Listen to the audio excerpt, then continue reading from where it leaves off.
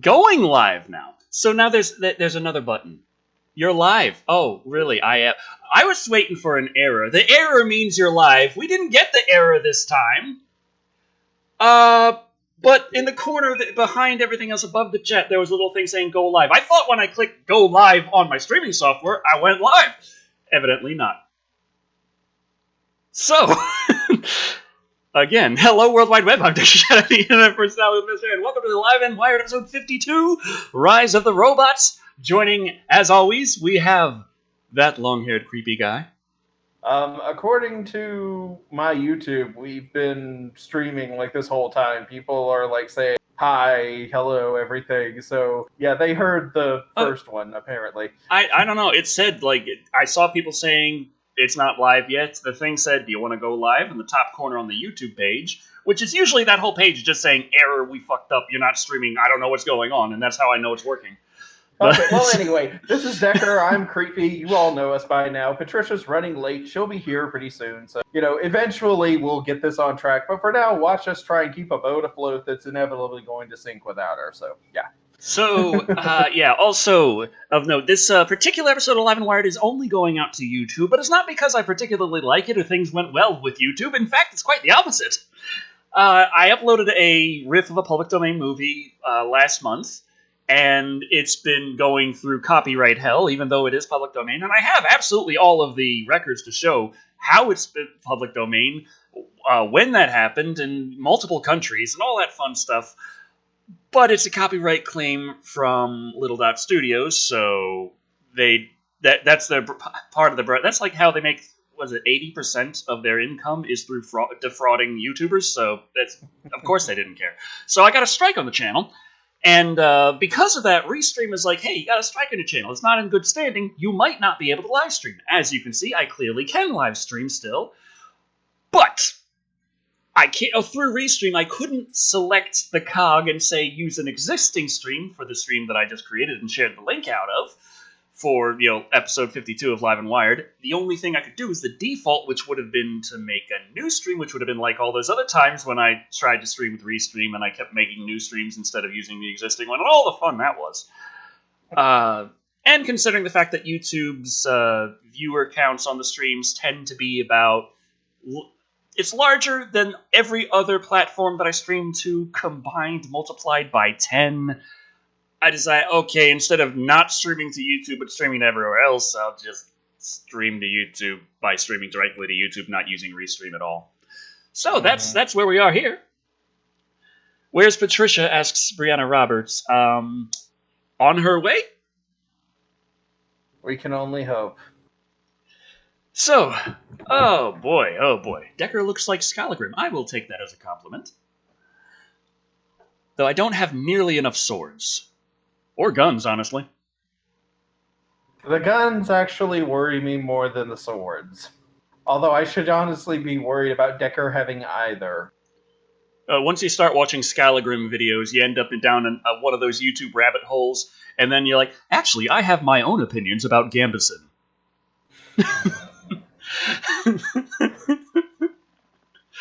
Oh, boy. Have you seen Netflix's Dragon Prince? I have not. I haven't, but I have seen advertisements for it, and it's a show that I plan to pick up at some point. It's like one of those things where I'm like, oh, this looks interesting, and I think it's by the same people who did Avatar, and I liked Avatar, so yeah, I'll check that out. I'm not going to do it today, but I'll check that out. The last thing I was watching was Dragon Ball Super, which I did finish watching Dragon Ball Super. And... man, it got boring. It's like the universe is being destroyed. The strongest fighters in all of existence going at it, and just all kinds of stuff. And I'm just like, yep, we've been doing this for like 18 episodes straight. Decker, it's Dragon Ball. It's always been boring. I feel like Dragon Ball Z ended on a much more productive note. Mm-hmm. Whereas, Dragon Ball Super, they're like, hey, yeah, we brought Frieza back, but don't you dare do anything evil now, Frieza. And then Frieza runs off and does evil shit immediately, and no one cares. It's like, right. Guys, he's...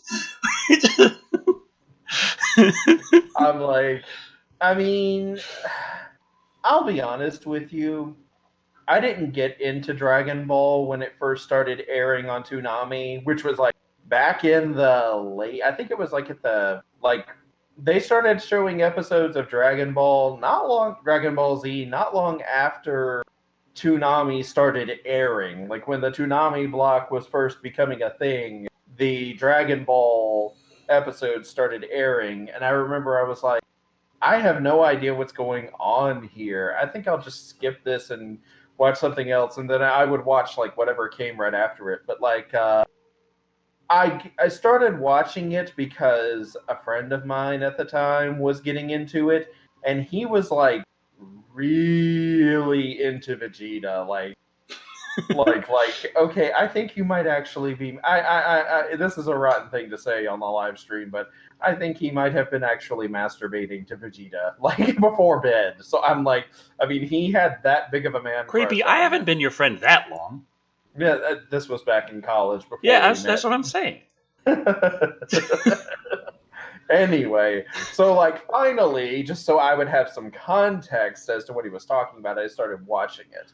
And I did like a few of the characters. I did, there were parts of it that I enjoyed. One thing that I greatly appreciated Toonami doing was airing 2 episodes every day back to back because it felt like it was less of a chore to get through when you had more, you know, more to watch. But even then, it was just like, oh wow. Like it didn't really start Oh, to get in. sorry, Kat says, I remember getting mad at 12 or 13 for Toonami saying they would show a Sailor Moon movie when really it was a Dragon Ball movie. This is where I Mhm. declared hating Dragon Ball. Oh boy. Oh man. So yeah, it's like Dragon Ball was always tedious and drawn out and repetitious. So the people who are saying that Dragon Ball Super is that way, I mean, I'm like, it's oh, written mostly the same as Dragon Ball and Dragon Ball Z. I feel like Dragon Ball Super is more Dragon Ball than GT was. But mhm. I want to actually go back and watch GT and watch that whole thing. Charlie doesn't want to watch it with me. She's like, no. And I'm like, it's the only Dragon Ball series now that I haven't seen every episode of. I've gone this far. I'm watching GT, and then she puts on GT and is playing the damn theme song. Da, da, da, da, da, da, da, da, da. I'm like, oh god, the pain is returning. They have a skip intro button that you could just click on, right? But yeah, I'm I think like, Charlie wanted to torture me with that. She's got the remote on her tablet on her side of the bed, and I'm on the other side of the bed, and it's. so yeah, but like, I mean, I'm like, Dragon Ball was always this very repetitious show. So I mean, like, I feel like the people who are saying, like, what happened? Why is Super this way? I'm like, I think it's because you don't have the nostalgia goggles are off now, and I also feel like it's because when Dragon Ball first started airing, it was something new to American audiences. Hmm. We didn't have the action martial arts cartoon shows that featured people getting the shit beaten out of them over and over again. So when there was a show that started showing that level of violence, it was, and for a child, where everybody's going like ha ha ha ha ha ha over and over again. When you're like 12, 13 years old and you're watching that happen, you get caught up in it. When you're in your 30s and 40s and then you're watching a show that has that same thing, you're just like, why did I watch this? It's the same thing with people who were so happy when He-Man and She-Ra, the original He-Man and She-Ra from the early 80s, when that came out on DVD in the mid 2000s, and you had like 135 episodes in like this big DVD box set, and you're just like so excited because you can finally see the whole show from start to finish and any episodes that you might have missed. And then you put it in, and after like the second or third episode, you're like, this is really bad. It's like with Dragon Ball GT, I haven't seen much of it. I've seen like maybe 12 episodes now, but Mm-hmm. every single episode always pisses me off. Like it's just the way it's written. It is Mm-hmm. written in a much more traditional cartoon series sense. It's written by people who seem to be fans of Dragon Ball, but not of Dragon Ball Z. Mm-hmm. It harkens a lot back to the original Dragon Ball, but there are so many things that are set up specifically because, well, this is what we'd like to have. Giru, that little freaking robot thing that, oh, he ate the Dragon Radar, oopsie doopsie. It's like, yeah, you wanted this little stupid fucking character, so you forced him in here. He doesn't belong. Well, fucking, the three of them ended up on the adventure on their own. Oopsie doopsie. There was supposed to be like 10. It's like, yeah, but there's only 3 fucking seats in the front of this thing. It's obviously designed for them. Okay. It just, GT pisses me off. It really does. I hadn't noticed. Oh. So. Careful there, Gojira fan 1954. You might end up getting banned automatically by YouTube if you keep saying the same thing over and over again. Yeah. That happened also, on Markiplier's stream. YouTube worked they fixed it and they worked through and did a bunch of stuff, but I still don't fucking trust them. Speaking of YouTube, though, there's lots of YouTube news. Oh boy, weird stuff. Like I wish I had all the articles in front of me, but everyone knows about the stuff going on with Kappa. So we're gonna start off a show with that. Well, I mean, everyone knows. Everyone knows about Kappa. As the Child's Online Privacy Protection Act is a thing with in California law, I believe, that YouTube had been violating for years because the thing is you're supposed to not collect information on children's online activities. Mm-hmm. And YouTube did that because they do that for fucking everybody. And that's how they get the real good rates on their ads. I mean, I can't really tell. It's November, and I'm still feeling really lucky if my ad rates go above $1. But can we please skip this because we all know about it? I just had a thing that I felt like saying on it, which was a lot of people are calming down on it now, saying, well, the FTC came out and they explained, here's what they really mean. It's not going to affect all these people. The targets are these people over here, not you. And I'm looking at that thinking, like, everyone's like saying they're calming down. It's all good. Nothing to worry about here. And I'm like, but the law is still written in a way that is extremely vague and could cover everybody. Mm-hmm. There's an old saying, you give an inch, they take a mile. The shit going on with Kappa is like, you're giving them a mile because they're saying but they're promising they're only going to use an inch. Like, no, you don't do these things. They're definitely going to use more than an inch. And I didn't mean that for that to sound as perverted as it came out. But yeah, that's pretty much, that's all I gotta say about that, is just, don't give up that much, especially since it's not the YouTubers, the ones who are facing the brunt of the problem here. We don't have the information of the kids' activities. We don't collect the information. We're not the ones who have any of this shit. We're all just, we like, they don't share. I don't know who thinks that YouTube shares information with the people who put videos on YouTube, because, like, we are always in the dark. Like, we don't communicate with YouTube. YouTube communicates with the government better than it does with the people who are making YouTube money. Toby Kirkby says, just arrived. No, Patricia? Oh, God, no! Yeah. Fart in my booth also donated $2 and said, hello, y'all. Came early this time. We drinking? No, but we probably should. Probably should. I got some rum. Fuck it. I'll just go get that.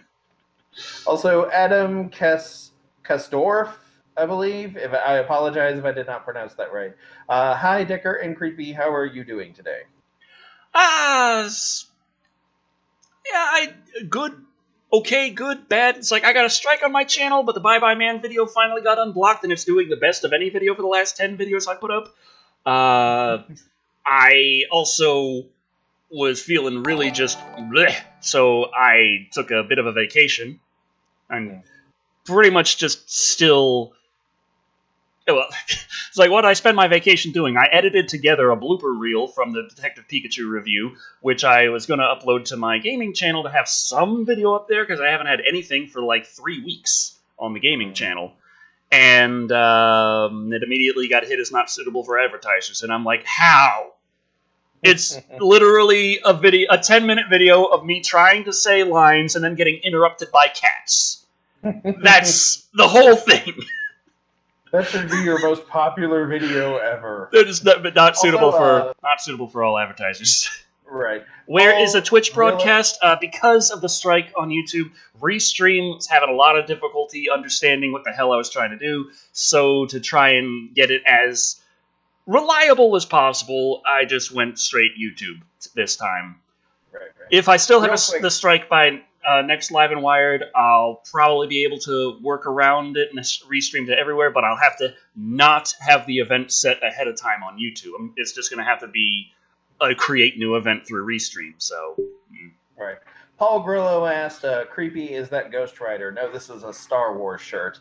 And Pippin's channel said, creepy is very red. That is because I got out of the shower right before we started doing the live stream, so my face is very red from the hot water. Ah, yes. Mm-hmm. Yeah, I also picked up a little bit of reading material. Just a little.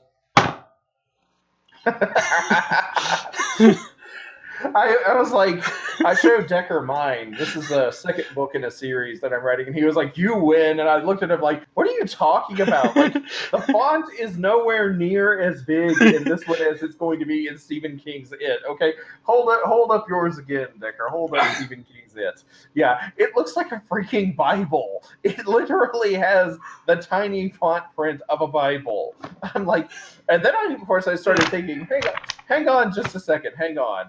You have excessive violence, sexuality, you have people killing each other left and right, bizarre shit, supernatural shit happening that gets no definitive explanation, and you have homosexuality being depicted as deviant and unnatural. Did Stephen King write the Bible? Adam Kadsdorf is a new channel member. Welcome. Also, we got $2 more from Pardon My Booth saying I'll give you $5 to get the rum. Thank you, both of you. Thank you very much, but I cannot get drinks for a Super Chat. That is against the rules of the Super Chat. I did a lot of reading up on the rules in a lot of streaming services when it comes to getting donations and doing drinking games and drinking for donations and things like that. And it's an area where it's like, okay, just don't. Just don't. Yeah. So if I get rum later, it's because I feel like it. But I'm probably not, because I'm trying to be better. Right. I'm failing, but I'm trying. Right. Thank you both. Though. My favorite Stephen King, Cinnabite 1981. What's your favorite Stephen King novel, guys? I think it is my favorite Stephen King novel. I think it's probably it's the Stephen King book that manages to be at its most Stephen King-y, and at the same time, it still makes a small amount of sense. You know, ironic. Motorcycle US dropped $2 and asked, why not reroute through Creepy's channel? Well, I only first found out that this was going to be an issue like an hour ago, and I had no idea if Creepy even has live streaming enabled on his channel. You don't have monetization, so I don't think you have super chats. Like there's like a lot of things there, and it's like because YouTube is the main source of views, I figured just stream directly to YouTube. That's the best solution right now. Yeah, pretty much. But yeah, like we also started. Fart in my booth gave $5 and said, "Don't get arrested out here. Here's $5 anyway." Thank you very much.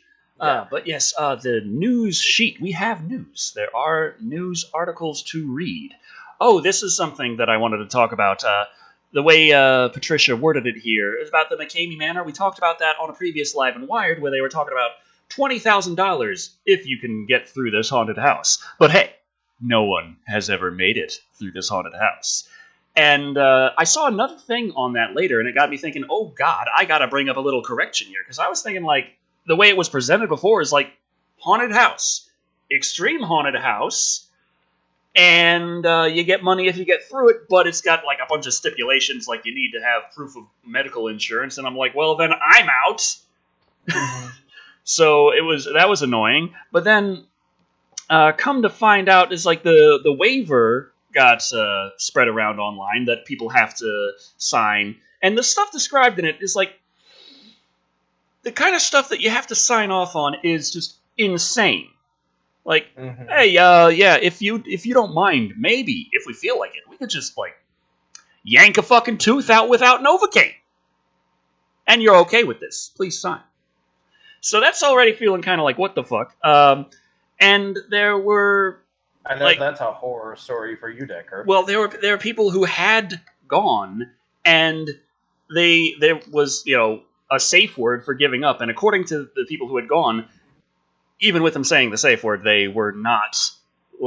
It took a while before they stopped literally torturing them. It's not a haunted house. It's 10 hours of torture. They torture you. And because of the waiver, it's technically legal. And I'm looking at that like... in the waiver, one of the things that you have to say you're relatively, like, you don't hold them accountable if it happens, is up to and including your death. So technically speaking, you could make it like 9 hours and 45 minutes, and they could be like, fuck, we don't want to pay this guy out, and cut your fucking throat, and that'd be that. Now, you wouldn't think that people holding a little manor and, like, having this little contest would go that far, but then again, there was one person who got out and was saying, the horrible things about, how they didn't care about the safe word, and it's just nothing but torture. And they are scarred for life. And I forget which YouTuber covered it, because I was trying to find that information myself, and I unfortunately couldn't. But there was a response letter from the people who leave the McCabe Manor, and they were being really cruel and just absolute asshats about it, saying things like, yeah, and I hope every time you look down at your arm and see the scar, you think about it. And it's like, fucking hell, dickbags. Why has no one shut this down? There are petitions to do just that, of course. But, how great petitions are. But because of the waiver, it's technically legal, but there's still, it's building up a lot of people saying, you know what, this isn't a haunted house, this is just fucked up. Mm-hmm. So, yeah. Yeah. So, I think it's safe to say that Live and Wired officially is not endorsing this from now on. Yeah. And if there is news about it next year, unless the news involves how horrible this place is. Well, something new about it, some more information, maybe regarding lawsuits against them. I don't know. Yeah, see, we keep an eye on them, but I'm not exactly saying, hey, yeah, I'd love to sign up and do this. As much as I'd still need the money, and thinking maybe they won't kill me if I get to 9 hours and 45 minutes. Right. But yeah, I'm thinking that we won't be endorsing this place from, as... Is that a Pikachu or Mimikyu hoodie and or hat behind you? This is Charlie's new Mimikyu hoodie. Mm-hmm. It's got the lovely tail, of course.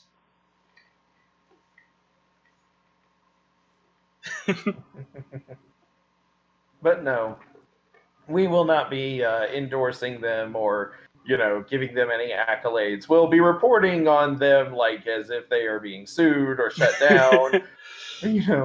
Like if someone finally says they've had enough and beat the crap out of them, that might be okay. Let's see. When you guys get to King of the Monsters, will it be a crossover? That is the plan, right? I have... where did I put the... Did Dobby knock all my DVDs down again? Yes, he did. Jeez. We're so organized tonight. I got Split in Jurassic World here. Okay, I'm pretty sure it's in the other room, because he knocked out a bunch of DVDs the other day, and I ended up picking them up and putting them in the living room. I got a lot of DVDs. It's what happens. Motorcycle US donated $2 and said, Decker, fire solves lots of problems, That would make me get through this book a lot faster. I got it. I It mean, would still take a while, though, honestly. Think about how many pages there are in a Stephen King novel, much less Stephen King's It, okay? That's a lot of kid tinder, okay? You might set fire to your house. I'd rethink it in this particular case. Anthony Hudok says, yes, thank God. I miss a Mothra fanboy reaction from Creepy. Yes, Mothra is in Godzilla King of the Monsters, legendary Godzilla flick, as well as Ken Watanabe, of course. Mm. You gotta have Ken Watanabe in there. Question, I am working on an H.P. Lovecraft comic adaptation. Do you have any advice? Well, I'm not really good at comics or Lovecraft or adaptations or working. So, Creepy? Mm. That's my advice. Ask Creepy. I have actually written a couple of scripts. They're not great, but like format wise. But my advice is honestly, the Lovecraft lore is fascinating. The Lovecraft stories themselves are extremely racist, and that's just like one in a long list of problems with them. So my advice is play. It's okay to play into the lore, to borrow from ideas, the monsters, stuff like that, but don't play true to Lovecraft's ideology. Like, like Lovecraft was racist to the point of being fanatical, and I would definitely avoid that for starters, obviously. But yeah, there are some good ideas from there, and it's okay to borrow from that. Okay. Oh God, yeah. See, people say like Lovecraft had a cat named that word, yes, yeah, It's yes. like okay, yes, okay, yeah. Modernize. Also, get used to drawing tentacles. Oh You yeah. you're gonna have to get used to them and drawing them proportionate to the human body. Depending on, I have some advice on where you could actually go to study that, but I'm not sure how old you are. So if you are below the age of 21, then Oh God! Motorcycle US dropped $2 saying you want to be set on fire when you're not reading. That would get me to finish the book. I'll keep that and in start mind. another one up real fast. Oh boy. Insectoid Commons says it uses the name. It does not have as much to do with the material. It does have elements. Okay, good. Yeah. Okay, Caleb let's see. Hepner dropped $1.99 and said, "Hey guys, hello." Hi. Let me see. I'm trying to get everything going here. I've got a little news article here to actually read out, if anyone would be interested in that. Real quick, Nebu Farzug. Help me out here, Decker. Nabar Farzug. Okay, thank you. Dropped $5. Don't you guys love how they decanonized the Star Wars expanded universe and are now complaining they don't have a lot of source material like comics? Oh yes. That was just beautiful when they just came out. It's like it's really hard to try and make one of these because there's nothing like novels or comics to work from to help work it. And I don't know if the guy saying that knew what happened. I would hope not, but that's like one of the first things that Disney did after they got a hold of Star Wars is they said, by the way, all of those comics and novels out there of the expanded universe, not canon anymore.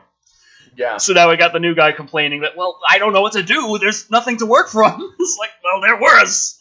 It was right there, and you threw it in the fucking trash. There was like a whole alternate universe where like Han Solo and Leia got married, had a bunch of kids. Luke got married to this incredible badass of a woman named Mara Jade. Oh yeah. I think didn't they have a kid? Yeah. Didn't they have I think they had a daughter. I was gonna say, didn't he and Mara Jade get married and have kids too? Yeah. Mm-hmm. Yeah. Total badass.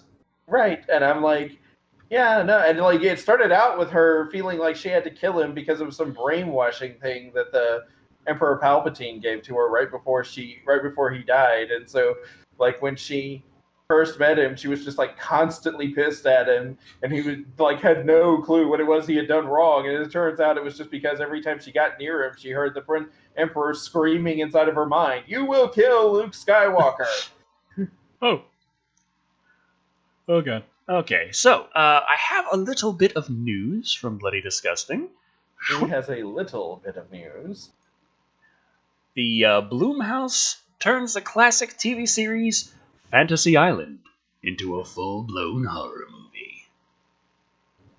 I have no idea how that's supposed to work unless you're just really scared of short people.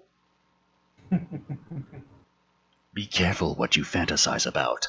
Blumhouse and Sony are taking us back to Fantasy Island on February 14th, 2020 for a bold new vision of the late 70s, early 80s TV series reimagined as a murder mystery horror film. So pretty much just use the name and nothing else. Mm-hmm. What the hell does Fantasy Island have to do with murder mystery horror? Like, huh? Okay.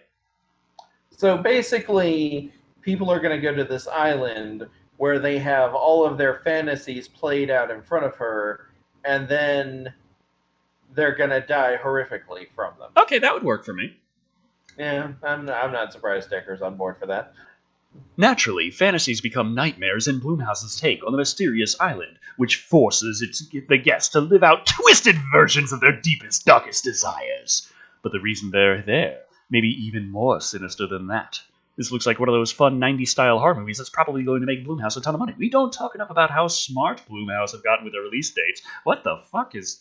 Okay, enough with the praise, which are frequently tied to holidays. Wow, how did they figure that one out? Young couples. Also, Motorcycle US said no one remembers the 90s reboot of the show. Yes, I do. I didn't watch it when it first aired, but I caught reruns of it on the Sci-Fi Network. Was it a horror show? No, it wasn't a horror show, though. It was just people went to the island and they, basically it was sort of like going to the island was kind of like going to therapy, except it was very elaborate and supernatural. But they still basically, it was about working through their shit. Like this one woman wanted to introduce her fiance to her family, but her family were like a train wreck, so she was given the perfect family to introduce him to, but it turns out they were all robots. Oh, God. Mm-hmm. I remember Mars is Heaven. Is that an Outer Limits episode, or? I don't know. It does sound like it would. It does sound like it would be. That everything was all hunky-dory and happy, and then it turns out it's just because that was their trap for them because they don't trust them, so they're gonna murder them all! Okay. So, yeah. It was a nice day in this small American town until Edith came. Every Stephen King book ever. So, young couples, in particular, are likely to eat this up on Valentine's weekend, whether they've heard of the TV series or not. What? Yeah. What? Okay. So they got a trailer. Hashtag never coming home. Fantasy Island. Da-da-da. That's that.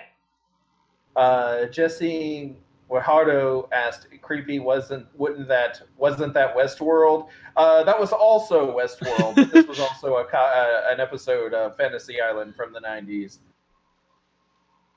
Oh boy.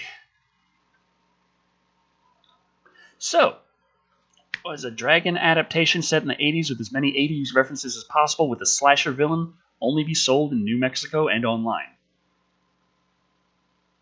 Dagon adaptation. Dagon, not dragon. Dagon. Okay, so Multiple 10 just subscribed. Welcome. Okay, you are still breathing. Just making sure. Am I here? Creepy. Hello. Decker. Decker. You're freaking me out, man. Then it's working. God damn it. So, where is my face? There we have. Okay. Oh God. Oh, there's that. I think this would be something that you would like to talk about here, or should I don't know. It's like Patricia's still not here. We're a half hour in, and I'm like, Also, Ken Mabel, I appreciate you not taking you're right. People threatening to kill themselves is not funny, but let's keep the accusations of pedophilia down to like 0. So, I'm going to see if I can... Oh, damn it, that's right. I can't do that effectively without... Mm-hmm. So, we're going to have fun with technical problems again. Okay, I have no clue what I'm doing. Crap. Send me the link, and then I will screen share or at least try to. Okay. Let's see if I can figure this one out. Answer, no. Ooh, there we go. I know how internet works. Oh, boy. Oh, blame Chippy Thoo. I thought it was blame Cindy Lou Who. I've been seeing too many Christmas things lately. You sent it to Hangouts. I meant send it to... Well, yeah, but that requires me to go and do all these things, and I'm like, in so many words. Anyway, well, time to go to Hangouts. Here we go. We're sorry for this, everybody. This is what the show is like. This is what the show is like when Patricia is not here. This is how bad it gets. Okay. Motorcycle US donated $2 and asked Creepy, Pennywise the Runt Elder Gods picked on? Possibly. Although I doubt it.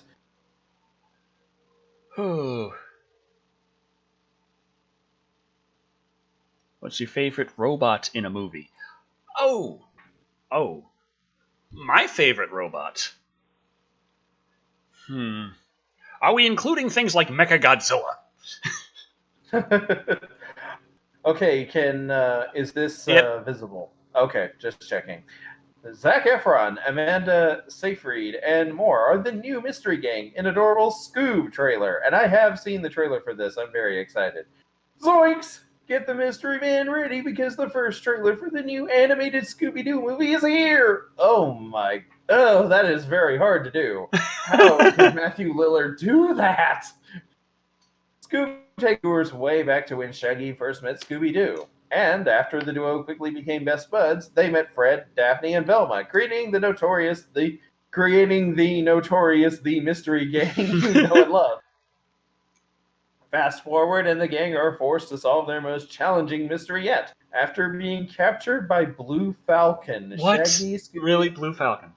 Blue Falcon. God Shaggy, Scooby, and the rest of the group must defeat the villain before he unleashes the Ghost Dog. What? And it appears that Scooby is the only one that can stop him. According to IMDb, the most reliable thing on the internet, as they race to stop this dog apocalypse, the gang discovers that Scooby has an epic destiny greater than anyone imagined. Wait, what? I've gone from, hey, I'm kind of interested in this, to having absolutely no fucking idea why I would ever want to see this. The reimagining of the classic cartoon has quite the star-studded cast. Will Ford voices Shaggy, while Zac Efron is Fred. As for the female members of the group, Amanda Seyfried lends her vocals to Daphne, and Gina Rodriguez plays Velma. Gina Rodriguez, isn't she also playing Carmen Sandiego? I want to say so, but I hadn't paid nearly enough attention to figure that one out. Mm-hmm. Mark Wahlberg, Jason Isaacs, Ken Jeong, Tracy Morgan, and Little Big Lies' Ian Armitage also lend their voice to the cast. Excited to share the news about Scooby, or Scoob.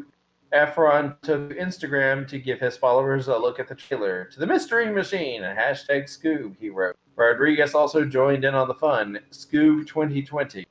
See the Mystery Gang reunite in their adorable official trailer above. It hits theaters summer 2020. Okay.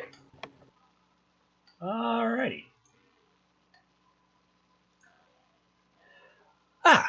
Okay.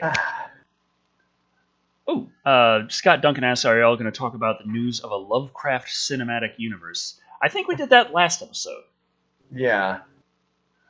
But yes, Blue Falcon was a superhero with dynamite. There is actually another Scooby movie. Blue Falcon was also the name of one of the bosses in a Sonic game. It's Mm-hmm. also a term used in the military to describe someone who will stab you in the back. Ah. A buddy fucker, Blue Falcon. Ah. So buddy yeah, fucker doesn't mean quite the same thing in the military. I'm sorry. No, one of these things is not like the other. But there is a Scooby movie called Mask of the Blue Falcon that takes place in a comic book convention. Why so many Blue Falcons? Oh, you would like? I think you would get a kick out of it, Decker. It is a movie where they go to a comic book convention, and the thing that Shaggy is excited about is to meet the original Blue Falcon. Fred is excited because they're rebooting the Blue Falcon, and they've made this Michael Bay-esque, dark and gritty superhero movie about the Blue Falcon that is full of tits and explosions. Ooh. Ooh. Okay. Ooh. I'm just trying to there's chat going, and I'm like, oh my god, where's Patricia? I need Patricia. Help. We're about 42 minutes in. Probably actually closer to 40 minutes considering the opening. But yeah. Okay. So I can think. Okay, Creepy. Any opinions on the Scooby stuff coming? I actually am looking forward to it. It does seem like the sort of movie that I might at least get a chuckle about. The animation isn't bad at all, and I'd be interested to watch it. I mean, I'll do a review on it once I'm able to. You know, I may not make people wait like 20 years down the line to get through all the other Scooby stuff before I do a review on it.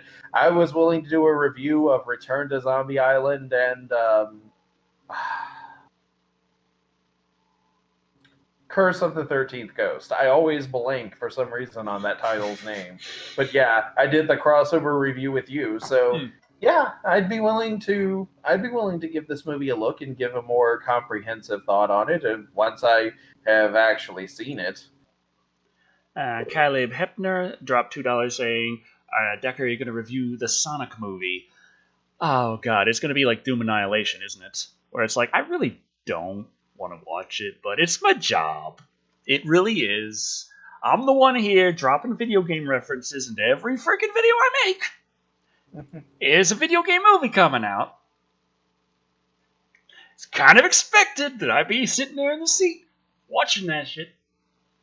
The new Sonic trailer had come out, and Sonic does look a lot better, but I still feel like, all the other things that I'm looking at it like, no.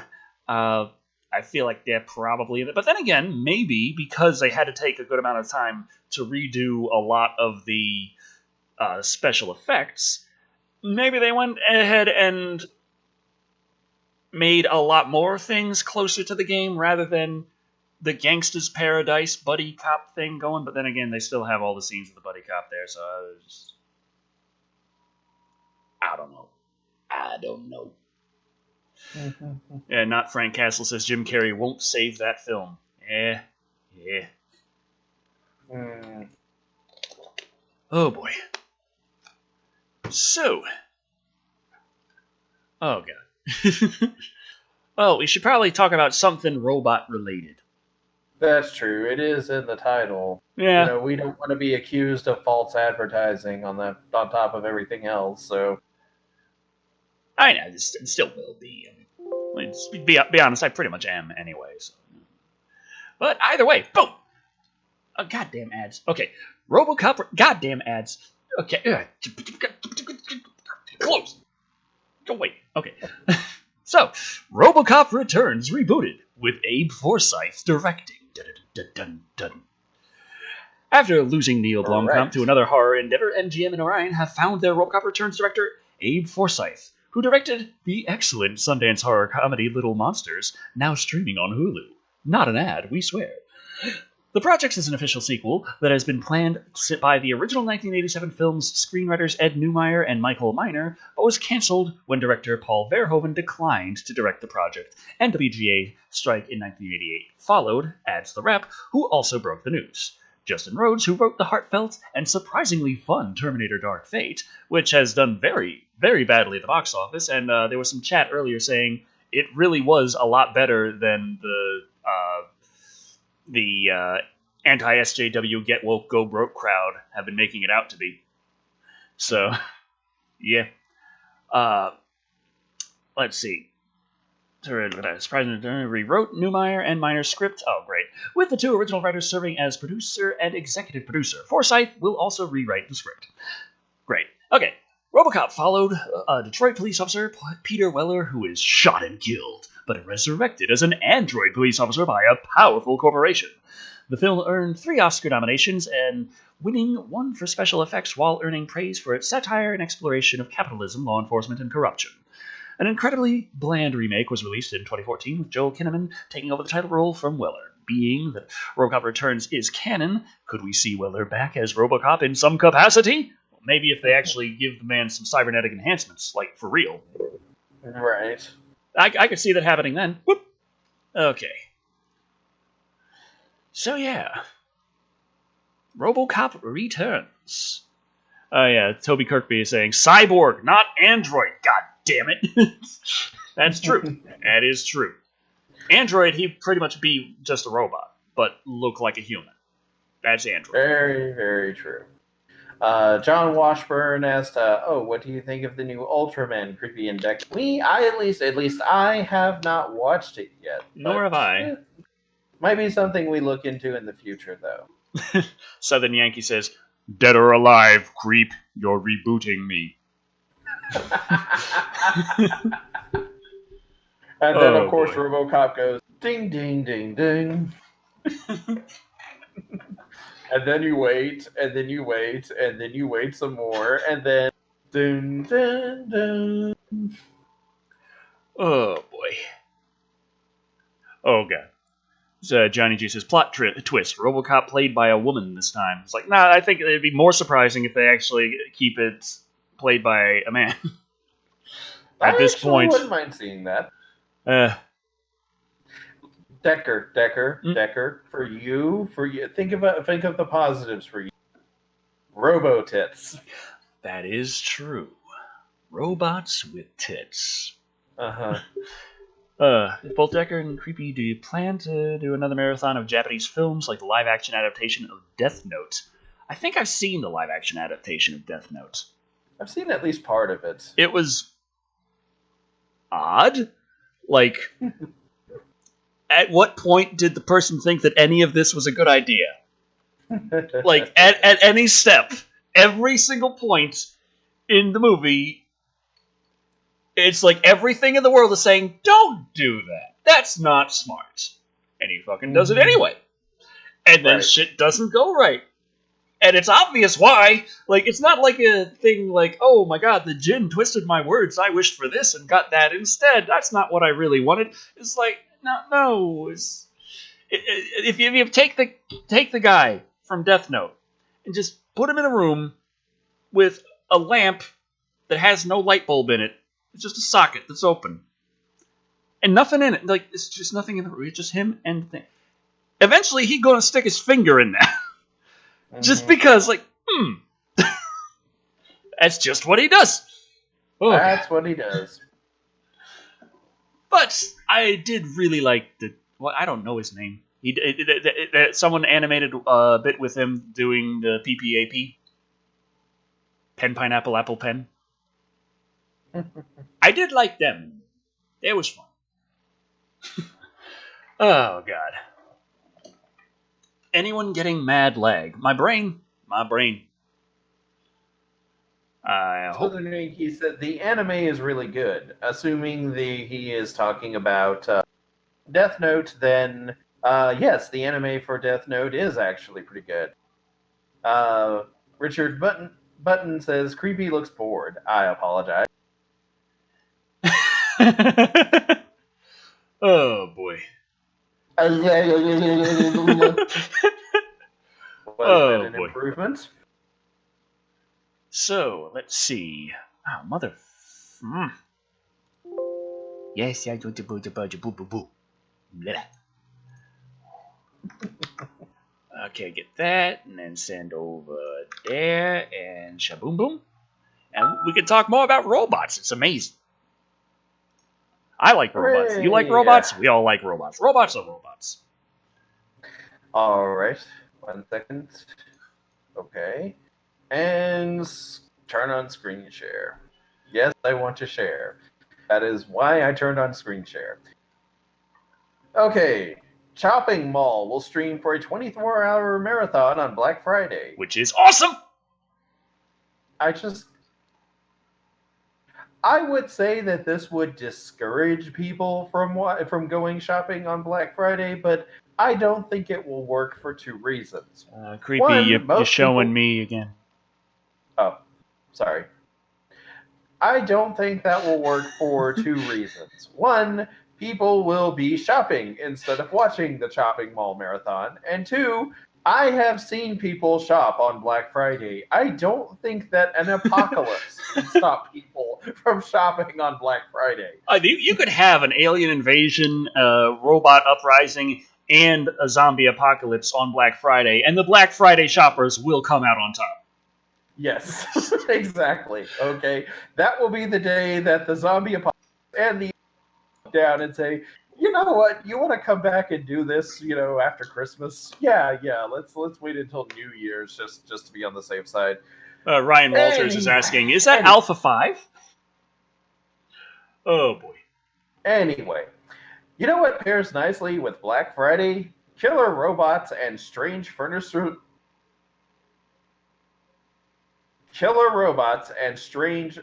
store orgies, of course. Yeah, they had one in well, I mean, it wasn't really an orgy. It's like everyone paired up and shuffled off to their own corner of the store to bone. Does that count as an orgy? I don't think so. I mean, an orgy is more of a... And it's like a Roman orgy with cubicles. Right. Yeah, that doesn't really... I don't think that's really the right term for it, like different people going to different places to have sex. I mean, that happens all the time. That's happening right now. That's called an apartment complex. Right. Thank you. Yes. Go to an apartment complex. That will be happening. So I don't think orgy is the right word here, but we're arguing over semantics, and that's boring people. At least that is what the Shout Factory TV is serving up with a 24-hour helping of Chopping Mall. It's the best of all doorbusters and the gift that keeps on giving, at least for 24 hours. The 86 Jim Wynorski-directed cult film pits a group of late-night mall-goers against 3 smart-ass killer robots. The results are outlandish and totally essential viewing. This was one of your earlier reviews. Yeah. I absolutely loved the opening theme of Chopping Mall. It's just... that weird-ass techno kind of thing where it's trying to be horror to scare you, but it's trying to be robo-techno, and it's like spooky techno, like the opening of Short Circuit. Mm-hmm. Like, I really like that for some reason. Right. Like, I was thinking to myself, this was one that you did back in, I think, 2012, 2013, one of the two. Yeah. Anyway. This Black Friday, shop until you drop dead. For 24 hours only at Park Plaza Mall. The savings are hot, the sales are electrifying, and deals are so good your head will explode. Run, don't walk to Shout Factory TV on Black Friday for 24 hours of Chopping Mall madness. The Black Friday Marathon begins Friday, November 29th at 12 a.m. Pacific Time and continues for 24 hours. So it would be... for Decker and I, it would be at 11 p.m. No. when it started. Huh? No. It's midnight. Yeah. Midnight at Pacific. Pacific time. We're 2 hours ahead, so it's 2 a.m. for us. So it would be 2 a.m. our time. Yeah, I was thinking of. I'll invert it sometimes. I'll be thinking of the wrong coast when it comes to those. My bad. Anyway, The live stream can be viewed on ShoutFactoryTV.com. Shout Factory TV's Roku, Amazon Fire, Apple TV, and Android apps, and the following digital streaming platforms: Twitch, Samsung TV Plus, Zumo, and Steer. Chopping Mall is also available for viewing on demand on ShoutFactoryTV.com. What the hell is Steer? Steer. Shout Factory TV's. We've already said all of these. You said this entire thing twice. If you are planning on doing the whole Black Friday thing, be safe and kind to your retail employees. They have truly witnessed the tortures of the damned. Thank you. Have a nice day. They're not wrong on that last part, though. I have worked during Black Friday, and oh boy. So, yeah, Chopping Mall. Yeah, that was an early... I think that might be season 1. Mm-hmm. It's just so long ago, and yeah. But that was a fun movie. Lots of robots killing everybody. Lots of people making real dumb decisions when it comes to robots, and which is like how most horror movies go. Well, you always have the killer robot breaks loose, and it's just supposed to do some basic custodial thing. And then it's like, how could this happen? And it's always the same reason. It's like, oh shit, yeah, those were designed for the military, weren't they? We got to stop doing this. That's what happened. I think that's what happened in that. That's what happened in Evolver. That's what happened in Small Soldiers. Those were kids' movies. They were making toys, robotic toys, and they're like, oh shit, we made them out of military stuff again. Fuck, we got to stop doing this. Yes, pretty much. Oh, Decker, speaking of like your season 1 material, remember this gem? Here, drink this. What is it? Poison.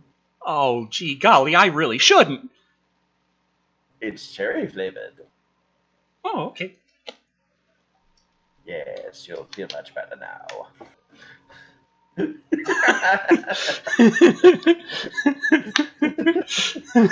like that was during the Motorcycle US says we missed a super chat. Oh dear. Oh, why is the couple's car in Max Overdrive not go bad? I don't know. Movie? I have no clue. But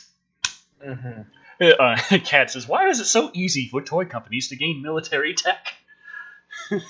That is actually a very good question. And why does military tech always mean that it's going to kill people? I mean, if Silly Putty just one day just went rogue, what are we going to do? Or hey, Tang. Remember Tang was developed? Tang was developed. Yeah. I'm like, is Tang going to be the next thing that causes the apocalypse? Will Slimer Ecto Cooler be the end of us? Oh God! But where's Patricia? I wish I knew. Yeah, she said that she was running late, but that she would be here. But unfortunately, she has not shown up yet. Yeah. So, we have a lovely, lovely Twitter poll to share with you, though. In the theme of the rise of the robots. What was that? Oh, Meat Shield just subscribed. Welcome. So, in the theme of Rise of the Robots, which robot movie sequel would you want to watch the most? Now, there have been plenty of movies pretty much about robots, such as WALL-E. That's choice number 1. Who wants to see WALL-E 2 or 3? I don't know. How many WALL-Es have there been? I assume just 1. But I haven't paid attention. I think there's only, as far as I know, there's only still 1 so far. Choice the number 2, something that's much easier to make a sequel out of, considering they already did. Short Circuit. Who wants a Short Circuit 3? Now Johnny 5 is covered in gold, and he's an American citizen! But there are more things that he must face. He's going to get his gun back, and he's going to go Johnny Rambo. Hey, this was yet another movie where, like, the military-grade tech became a toy company. Oh, yeah, because that's true. What happened in the sequel. Yeah, he just made toys out of the stuff that he designed for the military. Oh, shit! That's what the third one's about. All those little tiny fives have gone rogue, and now the big one has to save the day. Yes, thank you. While making snarky commentary and pop culture references. Absolutely. Yes. Choice number the third, which is going to be a lot harder to make a sequel about, especially if you can include robots in it. Bicentennial Man. Bicentennial Man, of course, being the film adaptation of I, Robot that is not I, Robot. Bicentennial Man was based on the book I, Robot, whereas the movie I, Robot was based on the general summer blockbuster playbook. Pretty much. It had Will Smith in it. We knew that was going to be it. And finally, choice the number 4, Chappie. Someone called it Chappie 2. Yep. Also, we have a $2 super chat from Motorcycle US. Why does my Roomba need a military-grade laser? Oh, boy. Well, it's on Twitter at DeckerShadow. 30 minutes starting now. And I'm going to be copying and pasting the link to the chat. Here we go. Boom. Yay! I patrician. It's like adulting, except more productive. And you're bad at it. Well, yeah, I'm incredibly bad at it. We both are, so... So, yeah. Boy. Yeah. What's the next thing on... Next on the docket? Yeah, new sheet. Did I say new shit? I did say new shit. This just confuses me so much, and I feel like it's opening a can of worms that doesn't need to be opened, and it's just kind of dumb. Like, I mean, Google has said incredibly dumb shit about Stadia, but this is like, you have the negative latency thing, and that's idiotic. What the hell are you talking about? And then you have this, which is somehow even dumber. That's impressive in its own way. Google promotes gender-neutral controller as Stadia's selling point. I had no idea that game controllers had genders. And that this is the first gender-neutral, or is a gender-neutral. Like, aren't they all gender-neutral? They're game controllers. They don't fuck.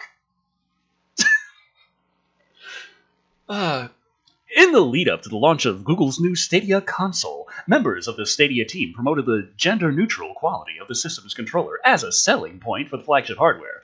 In an interview with CNN Business, Google VP and head of Stadia, Phil Harrison, boasted that the Stadia controller's design was different from some of our historical competitors in the console space who have been a bit more masculine and a bit more mechanical in their approach. Oh, gee, your controller's a machine!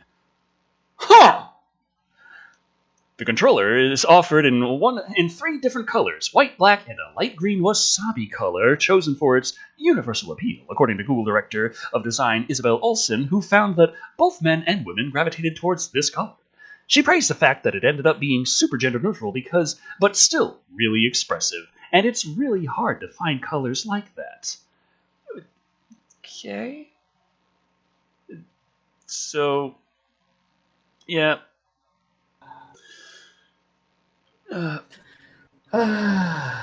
So the marketing strategy by Google is odd to say the least, as controllers have never been... Go away! Have never been explicitly made or marketed towards male consumers. Original Xbox! While some controllers have been troublesome for people with small hands to use, such as the original Xbox controller, and others offer problems for players with larger hands, such as the Nintendo Switch Joy-Cons. They're designed for universal appeal rather than niche audiences. Okay, I will say that, just historically speaking, from a biological standpoint, women as a whole, as a survey, typically do have smaller hands than men do. You know how you solve this problem?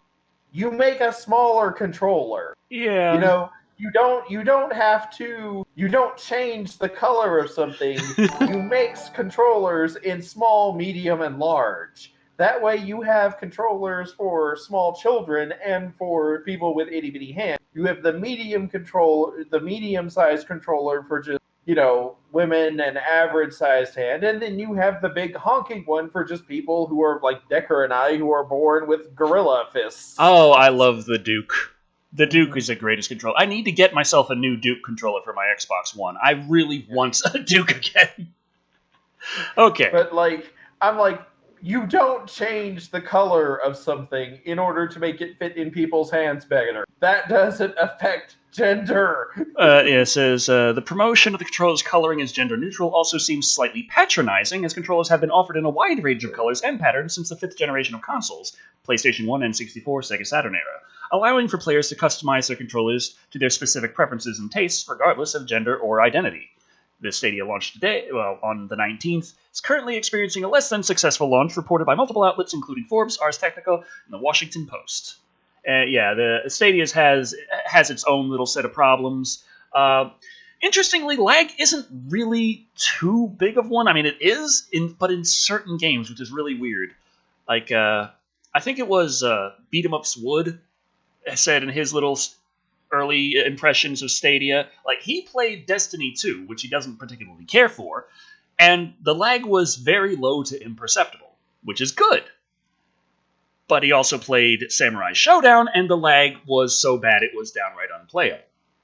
Real quick, Motorcycle US dropped $2 and said, if controllers have genders, can I now breathe them? That would be so convenient, trying to get a bunch of... I go through controllers, trying to take them apart and tinker with them. Something spills, and it ends up there, and it's like, no, and it's like...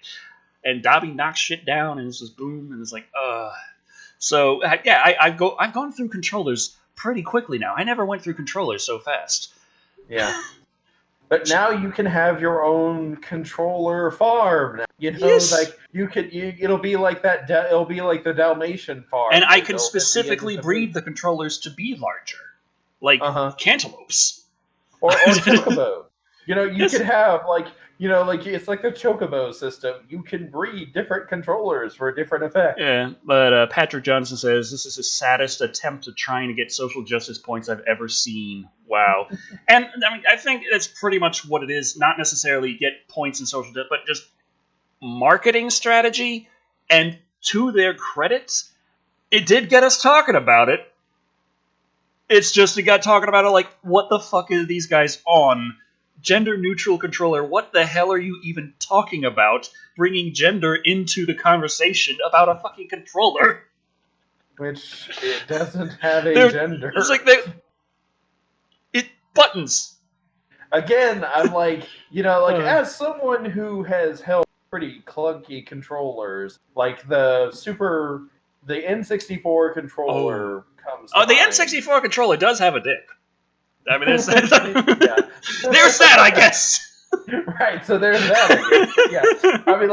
Ironically, I remember, I didn't have the system, but I played a friend's, but the original Xbox controller, I remember that just fit into my hand so perfectly, and I just remember holding it, and I was just like, oh, it's just so wonderful. Well, you ever want to get angry for no reason? You watch a random YouTuber's top 10 controllers list, because it's pretty much based on personal preference. Like, Creepy, you love the Duke. I love the Duke. Duke is a great controller. Not too many people agree. But I saw one list of, the worst controllers, and topping the list was the Dreamcast controller, which has to be the most comfortable controller I've ever used in my life. I don't remember the Dreamcast controller being... Honestly, I don't remember there being a lot of problems in general with the Dreamcast system, other than the fact that it had the unfortunate luck of being made by Sega when Sega was going through their really, really dark period in the late 90s. Sega had just, they had the Genesis doing well. They're starting to worry maybe it's not going to do so well, so put the Sega CD on there. Okay, we got another generation coming. We're going to make a 32X that goes on there, too. Okay, 1 year later, we're going to make the Saturn. Saturn's not doing good. Saturn's not good. Dreamcast! Yes! And it was just at the end of that feverish push of hardware out the ass. And also there was the Game Gear, which was too expensive and 8 batteries too fast compared to the Game Boy. And then the Sega Nomad came out, which was a really cool, like, the Switch before the Switch, but that's not how they really were marketing it. Like, here's a new portable Genesis that you can also plug into your TV. It could, but they were like, here's a portable system that can play Genesis games, but it also has this giant battery pack you have to separately clip on the back that eats 6 AA's in 2 hours. Right. So, yeah, like, but the Sega Dreamcast, like, everyone that I've talked to talks about the Sega Dreamcast as, like, it was a dream system to have. It's just that it didn't get the support that it needed. While we're talking about controllers, I was wondering, did Patricia give us a little thing about the PlayStation 5 controller? I don't think she has a little article about that. I have an article about the Microsoft saying that the Xbox Zerbadur is going to be on par with the PlayStation 5, and I'm just here like, I fucking already knew that. And there was also the fact, I think it was more just like Sega was already not doing well, and so it was a great system that came when Sega was in a really rough spot, so they didn't recover the way they would have liked to. It was really frustrating to be a Sega fan at that time, not with the Dreamcast launch, but after the Dreamcast was discontinued. That was the roughest time because it was so frustrating. Like, they got here on Cribs, we're going to talk to this fucking guy who made a music video once, and it's like, hey, what's your favorite game system? And inevitably, everyone started saying at the same time, my favorite has to be the Sega Dreamcast. It's just a shame they're not making it anymore. And I'm like, what the fuck? You could have got it when it was needing you to get it then! Pretty much. Okay, but Jack Brand dropped $5 saying, I dressed my controller up in a cute red teddy and stockings. With a few past blue ribbons, we had a wild night that would make Michael Jackson blush. God damn. So, yeah, it's like... Also, Ryan Walters says, bring your controllers inside. If you're cold, they're cold. Get a controller sweater. Oh, boy. Show your controllers you care.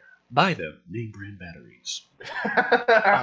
Pretty much. But yeah, there was a bit of a, would you call it a leak? There was a patent for a new controller by Sony that looks to be the DualShock 5.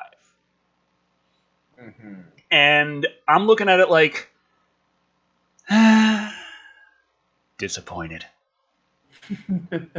The same fucking amount of buttons in the same fucking places. Mm-hmm. With a couple of changes. The connectors on the front are in a different orientation for other things. I'm not entirely sure what's going on there. The little connectors that you never use anyway. Yeah, it's a different port now, I guess. Right. Maybe. The light bar is gone. Mm-hmm. But in place of the touchpad is now a touch screen. So that kind of reminds me a bit of the Sega Dreamcast there, which it doesn't hurt my feelings any. I really liked that on the Dreamcast. I really liked the second screen gaming on the Wii U. And I just feel like it always got a... Like when it came to the Dreamcast, everyone's like, "That's real cool and nice," but the little memory cards eat batteries like crazy. They don't really work as portable game systems, even though you technically could. It really wasn't a fun way to play, and you always just it was a problem. But the second screen with a little bit of information on the controller was kind of cool. The Wii U took that to the next level, or tried to, but inevitably the second screen on the controller just showed what was already being shown on the TV most of the time. Right. So... Real quick, Motorcycle US dropped $2. Creepy, would you breed controllers for trades? I think I would leave that to Decker. It seems like the sort of thing that he would be on board for, and he would actually have... More buttons, more rumble, yes! Pretty much, yes. Also, Creed Nation drops $1.99 if you agree to review Assassin's Creed with me. Okay. I'm not sure where that was going. Sorry. Can you elaborate? I missed something. Where's a Creed Nation comment from earlier? Maybe you could explain. I can't seem to find it. Of course I'm blind. What's wrong with me? Okay. I think you have a hit on your hand. You're just writing this song right out of your ass. That's how all my scripts come out. It really is. I've been there for the creative process, through all of the screaming, the yelling, the door slamming. Should I mention the tears? I feel like that's important too. Okay. Now this is a little bit confusing as well. In the spirit of, hey, let's our controller is great because it is gender neutral. Here's something that does actually change something, but I'm a little. Wanted to move someplace warm. What? No! Quiet! Close. Okay. See, I couldn't hear anything there, but I'm guessing it was an ad that was playing. Yeah. Well, you'll find out soon enough. Oh, goody.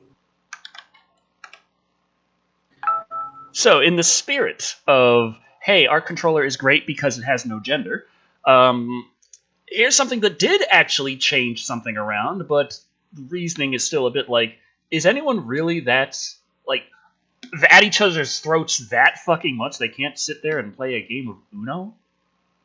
I mean, Uno itself is enough to make me just want to strangle a motherfucker, but...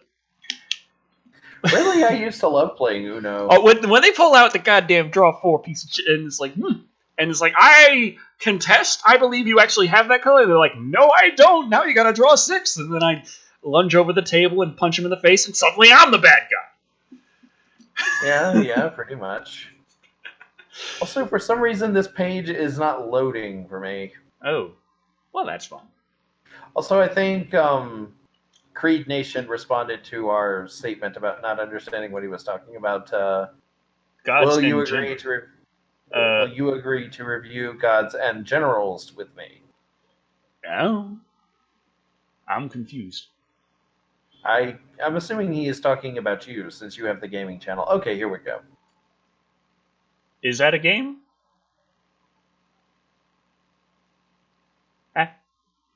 I'm assuming that it is a game. A new Uno deck promises to keep families away from politics at Thanksgiving dinner. Good luck! I was like, say what? What was it? What is the ink made from water from the Sea of Galilee? It says no red or blue cards, but they show at the front there's the green party right there. Like, they actually show red and blue right there on the cover. What? Okay, so what? They say no red or blue cards. Like, now I'm confused even more. Yeah. Please pass the turkey, but hold the politics. Mattel's limited edition, non-partisan Uno deck is just out in time to give thanks. No. Usually during Thanksgiving, I'm a little too busy just stuffing my face with, like, pumpkin pie and... like, a little bit of pumpkin pie and a whole lot of Cool Whip. Is out just in time to keep the Thanksgiving dinner politics free. The new version removes the red and blue cards, which could be seen as politically charged. Like, unless they actually have political opinions printed on them. Unless they're like elephant and donkey cards. Right. And introduces a new veto card to help. It's like a guy comes out the back like, hey, you want to play Monopoly instead? And everyone turns to him like, capitalist pig! On the pack it says no red or blue cards means no taking side. It's a competitive game. One survey by the American Psychological Association found 38% of respondents saying their stress levels increased during the holidays, in part because of family gatherings. That's called anxiety. Yeah, that has always been the case. This is not something new. This is just you pulling a percentage and something. This is like saying that Christmas shopping on the Friday after Thanksgiving is unusually high, okay? You're just pulling some general fact that, of course, it is to try and push some sort of stupid product. Blah. Sure, political discussions are important, but is Thanksgiving really the time? Let's keep the debate around pumpkin or pecan pie. The correct answer is both. But no. No, the correct answer is pumpkin. Mm-hmm. I'm going with pecan. You would, Mr. Oh, I have teeth. Ugh. Look at how I can chew things. Silence! If no when a family member breaks the no politics rule, just veto them. With a gun. During an Uno game, the new veto card skips that player's next turn and makes them change the subject.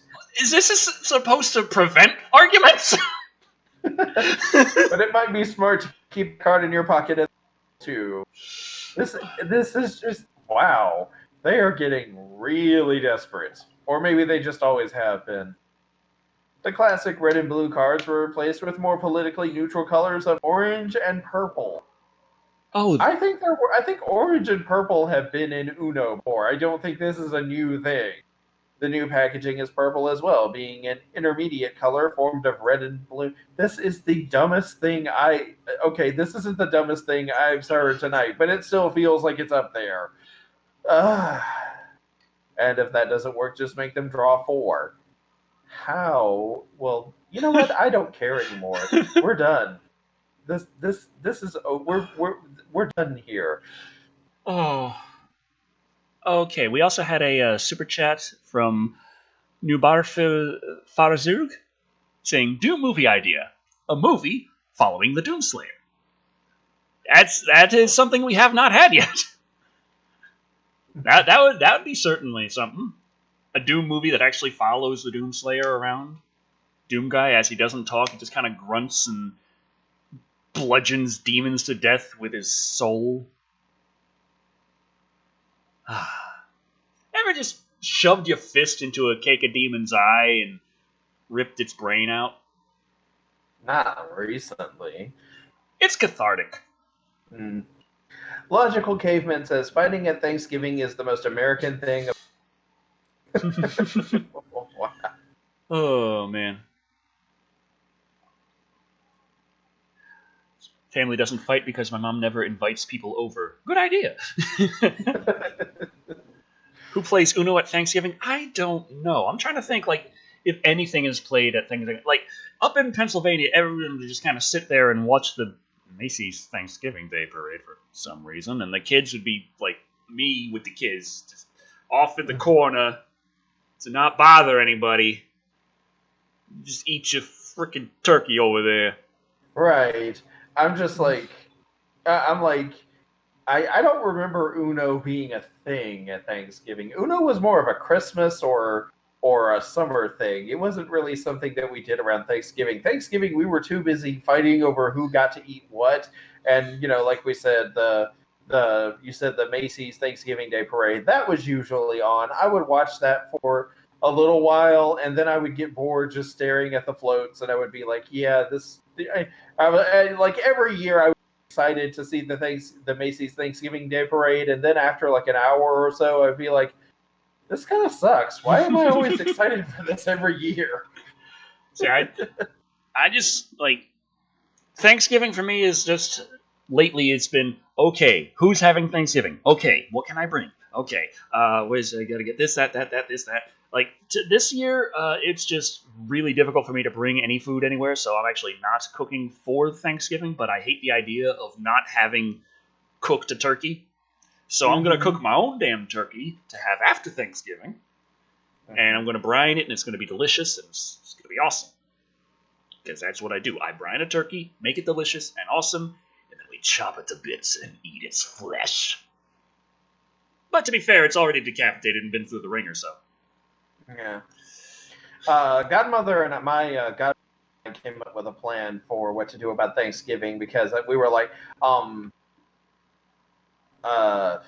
oven broke a while back, and we haven't had it fixed yet. We have another oven. We have a small oven that we can cook on, but this isn't really conductive to big Thanksgiving holiday style meals. So we were sitting down the other day talking about what we could do about Thanksgiving, what we could have. And I was like, well, I've got to go somewhere on Thanksgiving, unfortunately, and she has to work Thanksgiving Day. So we were like, well, we don't have to have Thanksgiving on Thanksgiving Day necessarily.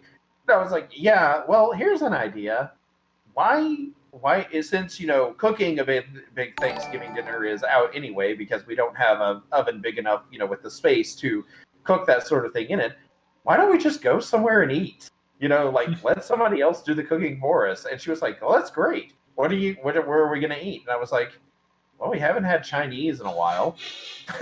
So we're like, yeah, we're on like one day during the week of Thanksgiving when the plan is let's go have Chinese, and that'll be Thanksgiving. We'll just, make use of the China buffet.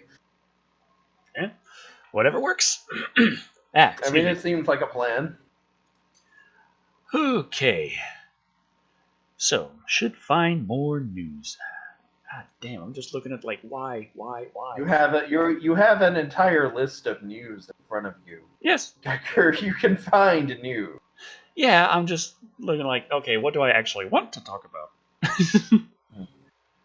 Oh. Okay. Puddock says, "That's my family right there. Ham for Christmas? Nah, fried rice." Oh, well, we're on. Cat Livisketa says, "So like my Jewish friends on Christmas." Yeah, pretty much. Also, Creed Nation says, "Gods and Generals" is a 2003 Civil War film that takes the Lost Cause myth, times it by 1,000, and says it is unbiased and based on real history. Of course. Interested. So, Decker, I think you have a request to do a crossover. I'd have to check it out and all that. Oh, excuse me. Sorry about that. All right, so on to more movie news related to the Holidinators. This one that you've all... God damn it, no. No thanks. No thank you. No. No ad. Go away. Go away. But as you've all been keeping up with the with Black Christmas, the new remake thing of the old movie that has... Well, did they remake Black Christmas like in like 2005? I think they might have, but this is the new Black Christmas remake, which the things it has in common, I think, are just kind of... It involves death and Christmas. Okay. So so is this the remake of the original Black Christmas, or is it the remake of the remake? I think it's its own thing. Just. But I'm trying to get the news is that the Black Christmas remake will be rated PG-13. Blumhouse and director Sofia Takal's remake of Bob Clark's Christmas slasher classic Black Christmas will be hitting a theater near you. You guessed it, this Christmas. And today we have word via the MPAA that the remake has snagged a PG-13 rating for violence, terror, thematic content involving sexual assault, language, sexual material, and drinking. Now, if it weren't for the fact that I liked Takal's Always Shine so much, this news would have been the last straw to turn me away from this remake. But even with this PG-13 attached, with Takal at the helm, I'm still excited to check out this Black Christmas. You can be excited. You do you. Mm-hmm. This new remake centers on the Hawthorne College, which is quieting down for the holidays. Then, wouldn't you know it, one by one sorority girls on campus are being killed by a stalker. But the killer is about to discover that this generation's women aren't willing to become hapless victims as they fight back. Oh, you weren't prepared for that. They're too damn strong and independent for you. Directed by Sofia Takal, from a screenplay she co-wrote along with April Wolfe based on the original film by A. Roy Moore, this version of Black Christmas is produced by Jason Blum, Ben Cosgrove, and Adam Hendricks. Stars all this. Production is going to be on... It's going to come out Friday the 13th on December. So, yeah. Okay. So that's that. Okay, also, Nubaufazug dropped $2 asking, "Why haven't you watched Charlie's Angels, you bigot?" I've been on vacation. There we go. That's my excuse. Why remake Black Christmas? Name recognition, easy money. Very true. That's a lot of the reason why a lot of things get remakes and sequels. They sell. They do. So it's... If filmmaking is a business, at the end of the day, one of the main points is to make money, so as what they're going to do. And Puddock says, and to retain the rights before they expire. That happens a lot. That's how, but that's a lot of times. It's oh god, the damn. I'm just thinking of all the Hellraiser sequels and how many of them were made specifically to keep the rights. Right. So like the Hellraiser, was it Revelations or was that it?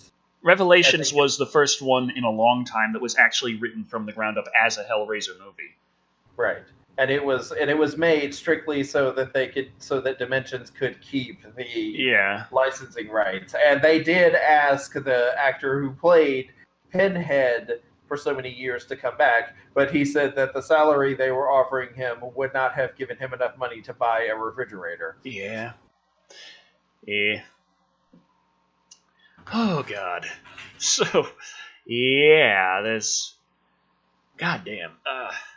It's the news with Black Christmas there is like, it just feels like it's just not going to. It's not going to do well. I don't think it is. But it does remind me of an earlier comment we got regarding Terminator Dark Fate. And Terminator Dark Fate has done exceedingly bad at the box office. And a lot of people attribute that to, get woke, go broke. But a lot of people who have actually seen the movie say that it actually was a good movie. Like, it wasn't, we're just gonna go off the deep end and everything's gonna be nothing. Who cares about the plot? Everything's just about how strong these women are. Mm-hmm. But I feel like that was how it was advertised. Mm-hmm. So that's probably what drove people away.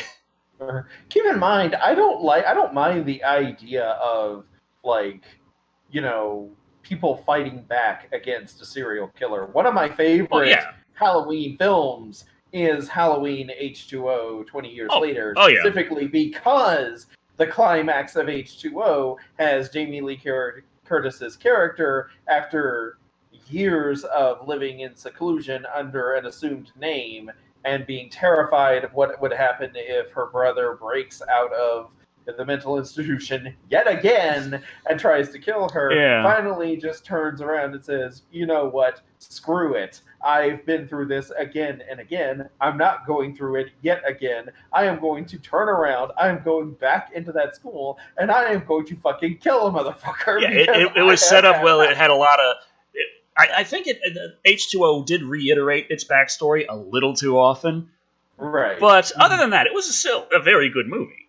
Right. And, I mean, like when Jamie Lee Curtis, we've known this character for a long time. When she finally gets to that point and she says, enough, it is a very triumphant moment for her. It is a moment where the audience, you want the audience to punch their fist in the air and cheer because she has had enough. We get that. So it's not the idea that, it's not the idea of the female characters fighting back that is the problem. I think it's more like, well, it still needs to be a horror movie, so there still needs to be the fear factor that goes up. Like if you have a serial killer break into a house and then is about to kill a bunch of women and they beat the shit out of him, that makes for an interesting movie, but that doesn't make for a horror movie necessarily. Yeah, it's like the thing with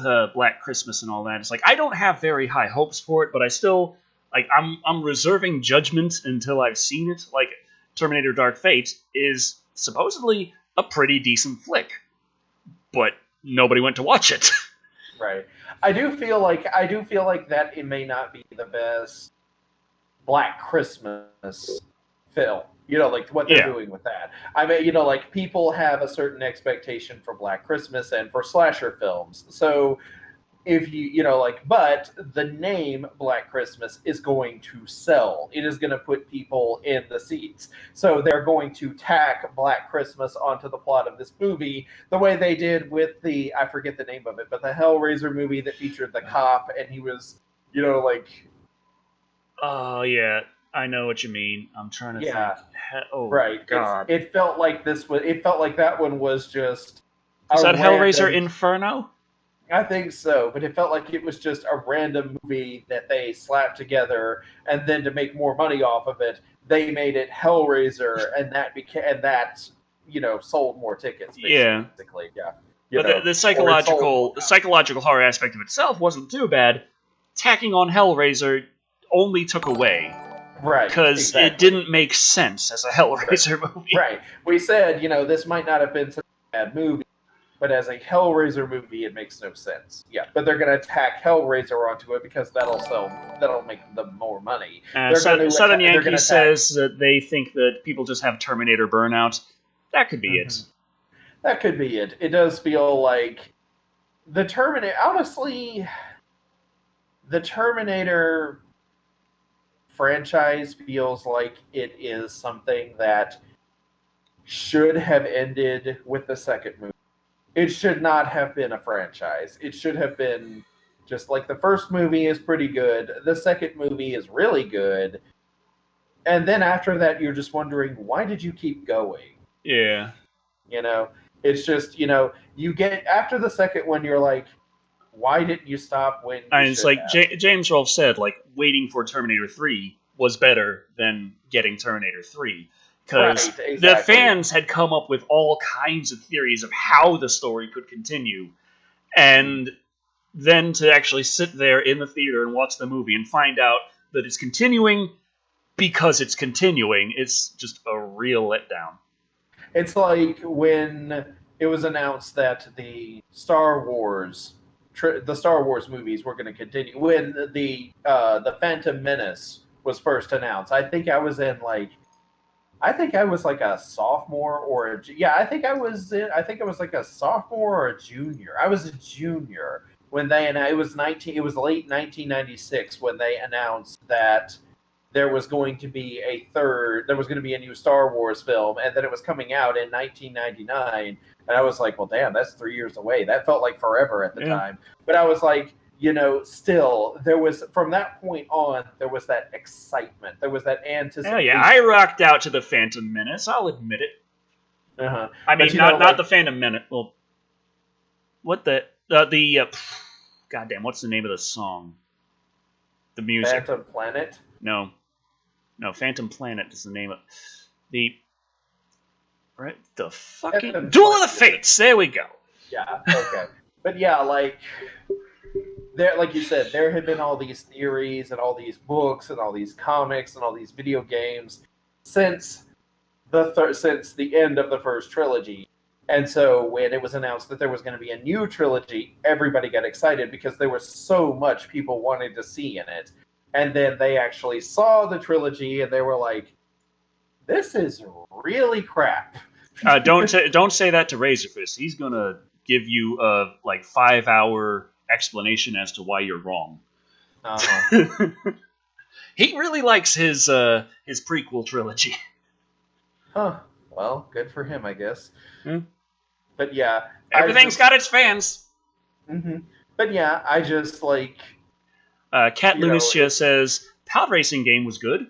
The pod racing games, they worked a lot on the analog triggers and the 2 sticks. It worked really well for the stuff at the time. But usually, most of the pod racing on Dreamcast, real good, but Dreamcast had the analog triggers to work that. PlayStation also had the sticks, but I don't know if it got a pod racing game at the same time. I know N64 got a pod racing game, and it was pretty good there, too. Mm-hmm. Richard Button says Revenge of the Sith was the best of the prequel trilogy. Mm-hmm. For some reason, I think I can't really speak for him, but I just remember I follow Razorfist on Twitter, so I see his opinions on Star Wars quite often. But the Attack of the Clones, I think, was his number one, which Attack of the Clones always felt like a filler movie to me. It just was the things happen, but they don't necessarily have the greatest build up to them, and then stuff goes on, and then we move on. Right. But yeah, I feel like for Terminator 3 and then, for all of the Star Wars prequel movies, people were excited by the idea of them. Waiting for them was a lot of fun, but then getting there and actually watching them was just a letdown, Hi, John Chavez. Or Chavez. Hello. Not Chavez. Chavez. Chavez. I know how to pronounce names. Fuck the New World Order. Fuck the New World Order. says, I'm going to film school in March for film production, and if I ever get where I want to go, I'm never going to do remakes or I'll blow my brains out for going against my word. I hope you don't blow your brains out, but good luck going to film school. Congratulations. Have you seen The Mandalorian? No, I'm just really confused by the little baby Yoda. I haven't, like I said, I haven't seen it, but all I've seen are the pictures of little baby Yoda being shared around, and I'm sitting there thinking, like, isn't he supposed to be something like 900 years old? Like, how young could he possibly be? When does this take place?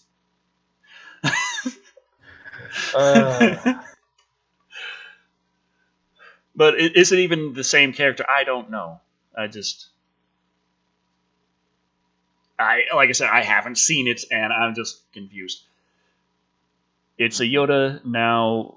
The Yoda is a species, and oh god. Oh boy. So yeah, I was under the impression that Yoda was the last of his kind, but I don't know. It's a big universe, and I don't think that they ever fully said that in any of the films. And also, the expanded universe doesn't exist anymore. So right. However, I want to say that said, and I never saw what he got this from, so I don't know if it was ever verified at any point or not. But he said that Yoda was supposedly at one point, Yoda was supposedly the first person to master the Force. He was the first Jedi Master, and then that was why he had such high standing. He basically was the beginning of the Jedi Order. Now, I don't know how much of this is true, or even if it was true. I'm just saying that I heard that at one point, so there you got it. Right. Should probably bring out some more news. Oh yeah, this is something. Also, didn't we have a? We did have a Twitter poll. Yeah, that's probably we got 74 votes on that. Which robot movie would you want to watch the most for a sequel? Coming in at 8%, last place. Least amount of people are interested in watching a sequel to Bicentennial Man. Which, to be fair, he did die at the end of the first one, so it's really hard to have a sequel that isn't just, hey, another one of the servant bots decided that they want to be a human being. There's also the fact that... It's like the first movie again! And I was going to say, there's also the fact that the first movie starred Robin Williams. Yeah, so that might, that'd be a tough thing to follow up. Some wounds. I'd want to see Bicentennial Man 2 starring Jason Statham. Because you just want people to hate you? Yes. Okay. Like, is having all of these subscribers... He could be a chauffeur robot. Right. Okay, now you are trying to get... It's like having so many more subscribers than me has become a burden to you, so you're just going to get them all pissed at you at the same time. Coming in 14%. Third place, a sequel to Chappie. Guess Diane Wood has pissed off a lot of people lately, so... But yeah, Chappie's his own bot. They don't have to be in the movie. I don't know. I'm getting it. But at 38%, very close when it comes to the number 1 and 2 spots. 38% goes to Short Circuit. I guess Short Circuit 3... After Short Circuit 2, we already realized what we were in for. Short Circuit 1's like Saints Row. Short Circuit 2 is like Saints Row 2. Short Circuit 3, Johnny 5 is going to pull out the dildo bat. And then we're going to get a 4, definitely, because you're always going to have another sequel whenever anything gets a sequel after a long time. And it's Johnny 5 going to be the president, and you're going to fight off the aliens in a virtual world. I don't know how it works, that's just what he does. And, of course, number 1, with 41%, WALL-E. Real quick, Gabriel Gonzalez Vilches dropped 1,000 COP and said, Ready Player One drinking game, every game reference. We would die from that. Motorcycle US dropped $2 also, said Decker, Johnny 5 versus Terminators. My money's on Johnny 5 in that case. Like, I could picture Johnny 5 just zooming around all of the Terminators, snarky pop culture references, and the Terminators are just, like, going back and forth, trying to shoot him, and just having this the fuck is going on? Look on their faces. I mean, Johnny Five did take on, like, the other members of its robot soldier group and just took them all out and reprogrammed them to be the Three Stooges. Right. So there is that. He does have experience there, but I gotta love, like, Johnny, the first Short Circuit movie, he's got a big freaking gun the whole time. Second Short Circuit movie, he turns it into like a Swiss Army little handy dandy thing. I can have an umbrella, I can do, like, go fishing if I want. I don't know, it's just a nice little backpack I got now. Also, I get beaten within an inch of my life. And I can't do shit about it, but get the shit kicked out of me by these assholes with, like, just wrenches and just random shit, beating him with a baseball bat, and his battery acid's leaking everywhere, and he's like, oh, I gotta go to Radio Shack, I'm gonna die. And now there ain't no Radio Shacks anymore. What's Johnny's Eye supposed to do now? He needs his gun! Also, but yeah, I would not want to play the Ready Player One drinking game. We would all be pickled. Like, we could drink water and we wouldn't be able to survive that. What Terminator model would I want to be? The one with the boobage. Don't tell me what I can and cannot do. I would want to be like the T-1000, the shapeshifter. I always thought that was kind of cool. Liquid metal.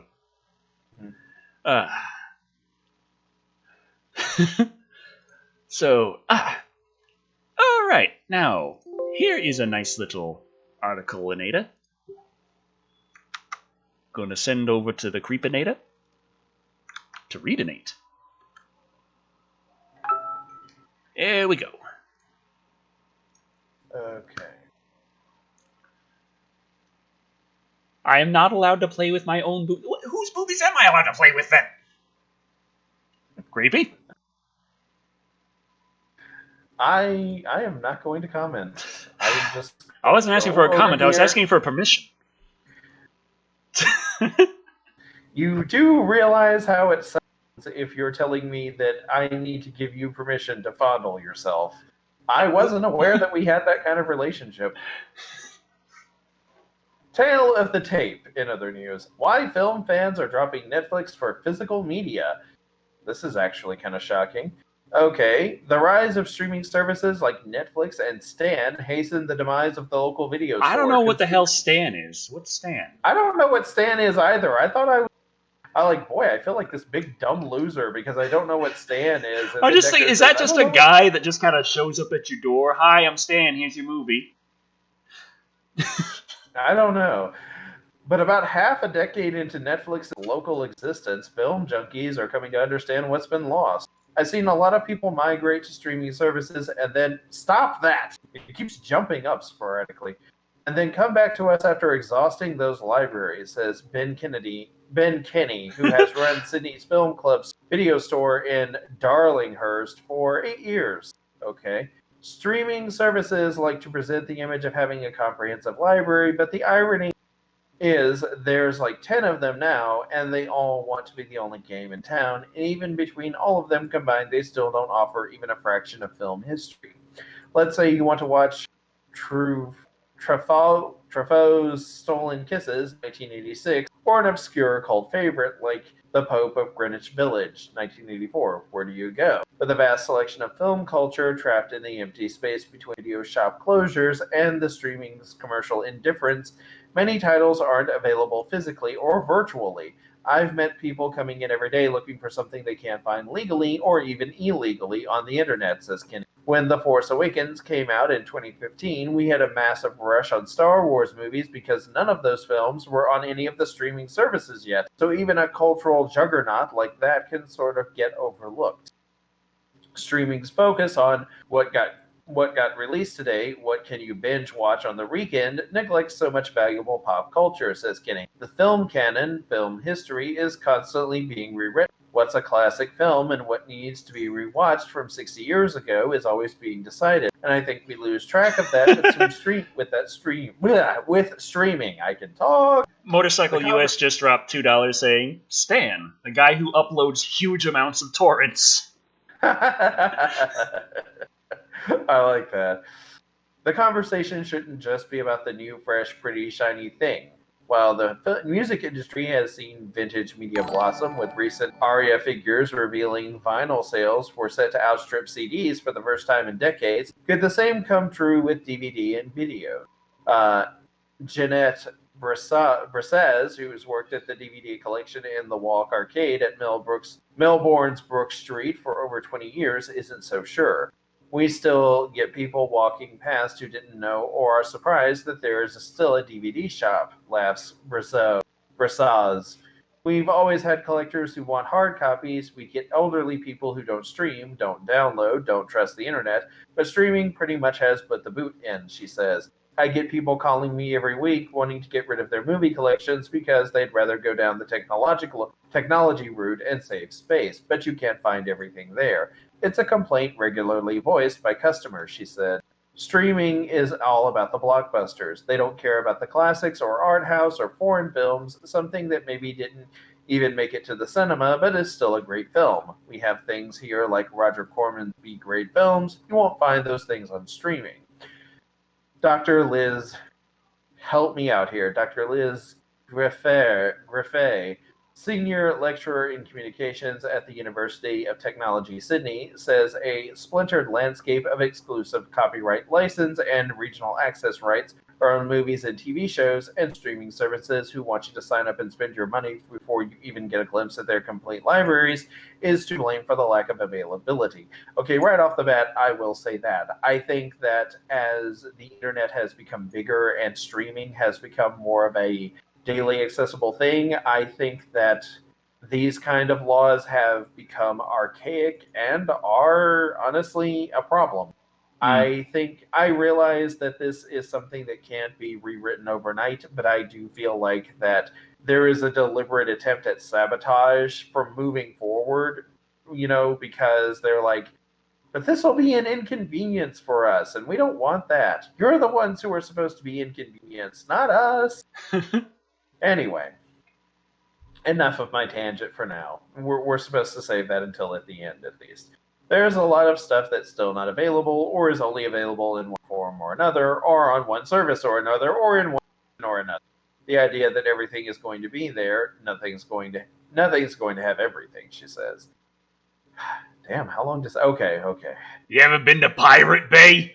The lack of accessibility around titles that the streaming services deem commercially unviable is problematic, but it's also too easy to romanticize lost video shops and the simple tangibility of physical media, says Liz. Titles getting lost forever, that's going to happen with physical media anyway. We've got the National Film and Sound Archives deadline 2025 around the decay of physical media and the machines that can play those tapes. Those things are deteriorating. The idea that something can last forever is a problem no matter where we look. I don't think we're necessarily going to have a repeat of silent films or early TV shows getting lost en masse like it was when those things were considered worthless, adds Kinney. The copyright law keeps a lot of things from easy distribution, and that's why streaming services are so focused on making their own content, so they have control over the rights. But that does mean that a lot of great films, classic films, they're not lost easily. They're not lost exactly, but they do become inaccessible. They're just sitting in cold storage in some film distributor's basement gathering dust, which is not what films are supposed to do. They're supposed to be seen. They're supposed to be a part of the conversation, part of the culture. Okay. So that was a long article. My throat's dry. But yeah, it's interesting. Now, interesting. This is actually the first article that we've discussed that actually seems relevant and not dumb. Not just like so much of the news tonight has been about, wow, poor decisions are being made all around. Our controller doesn't have a gender. Yes, exactly. All that kind of stuff. This is actually something that's provoked some thought with me, because I do like streaming video, but at the same time, I don't think that all of a sudden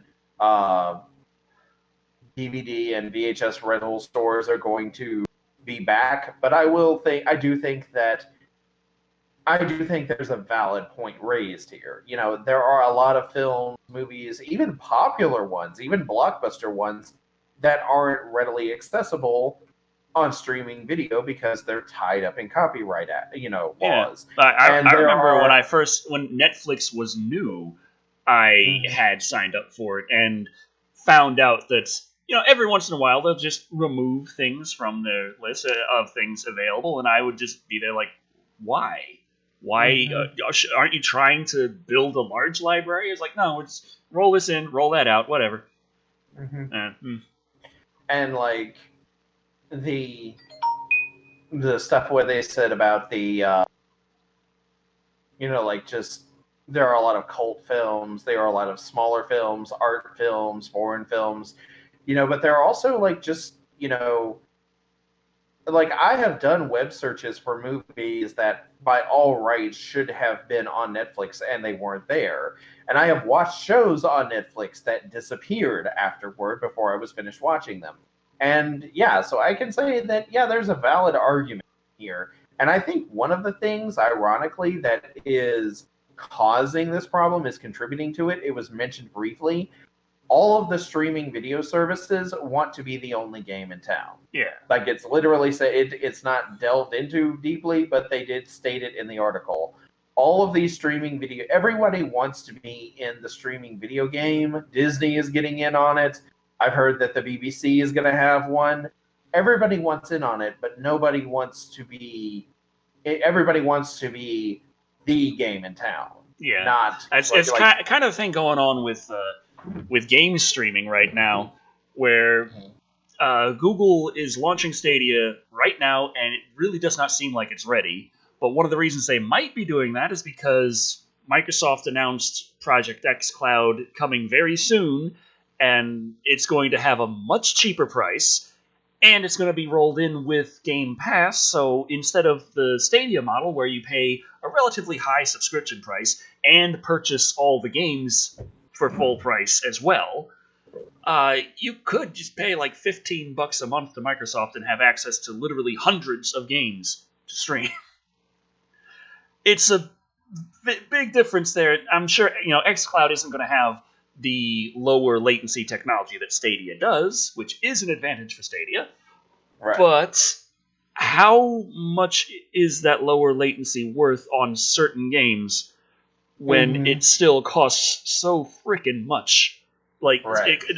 between the games and the you could get a PlayStation and PlayStation Plus, and after 1 year, you've spent less money for more games Mm-hmm. than a Stadia subscription would have gotten you. Mm-hmm. And that's all stuff that's right there with you, so you don't have to worry about latency, unless your TV is really shit. But yeah. Ever review Laser Blast? Oh, that's one I haven't heard in a while. You remember Laser Blast? I'm trying. I was thinking There was a Laser Blast. Mystery Science Theater 3000 episode on it.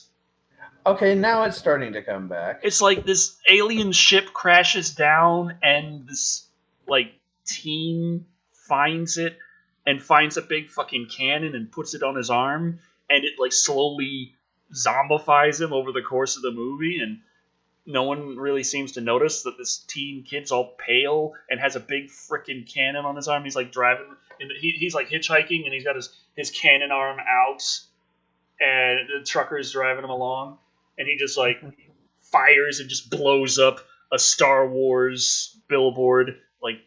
It's just a billboard that says the word Star Wars on it, I guess, just to remind people that there is a movie out there called Star Wars, Right. as billboards do.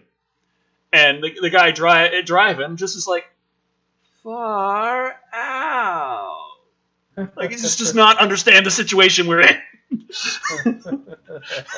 Does anyone remember the movie Laser Hawk? Laser Hawk, I do not.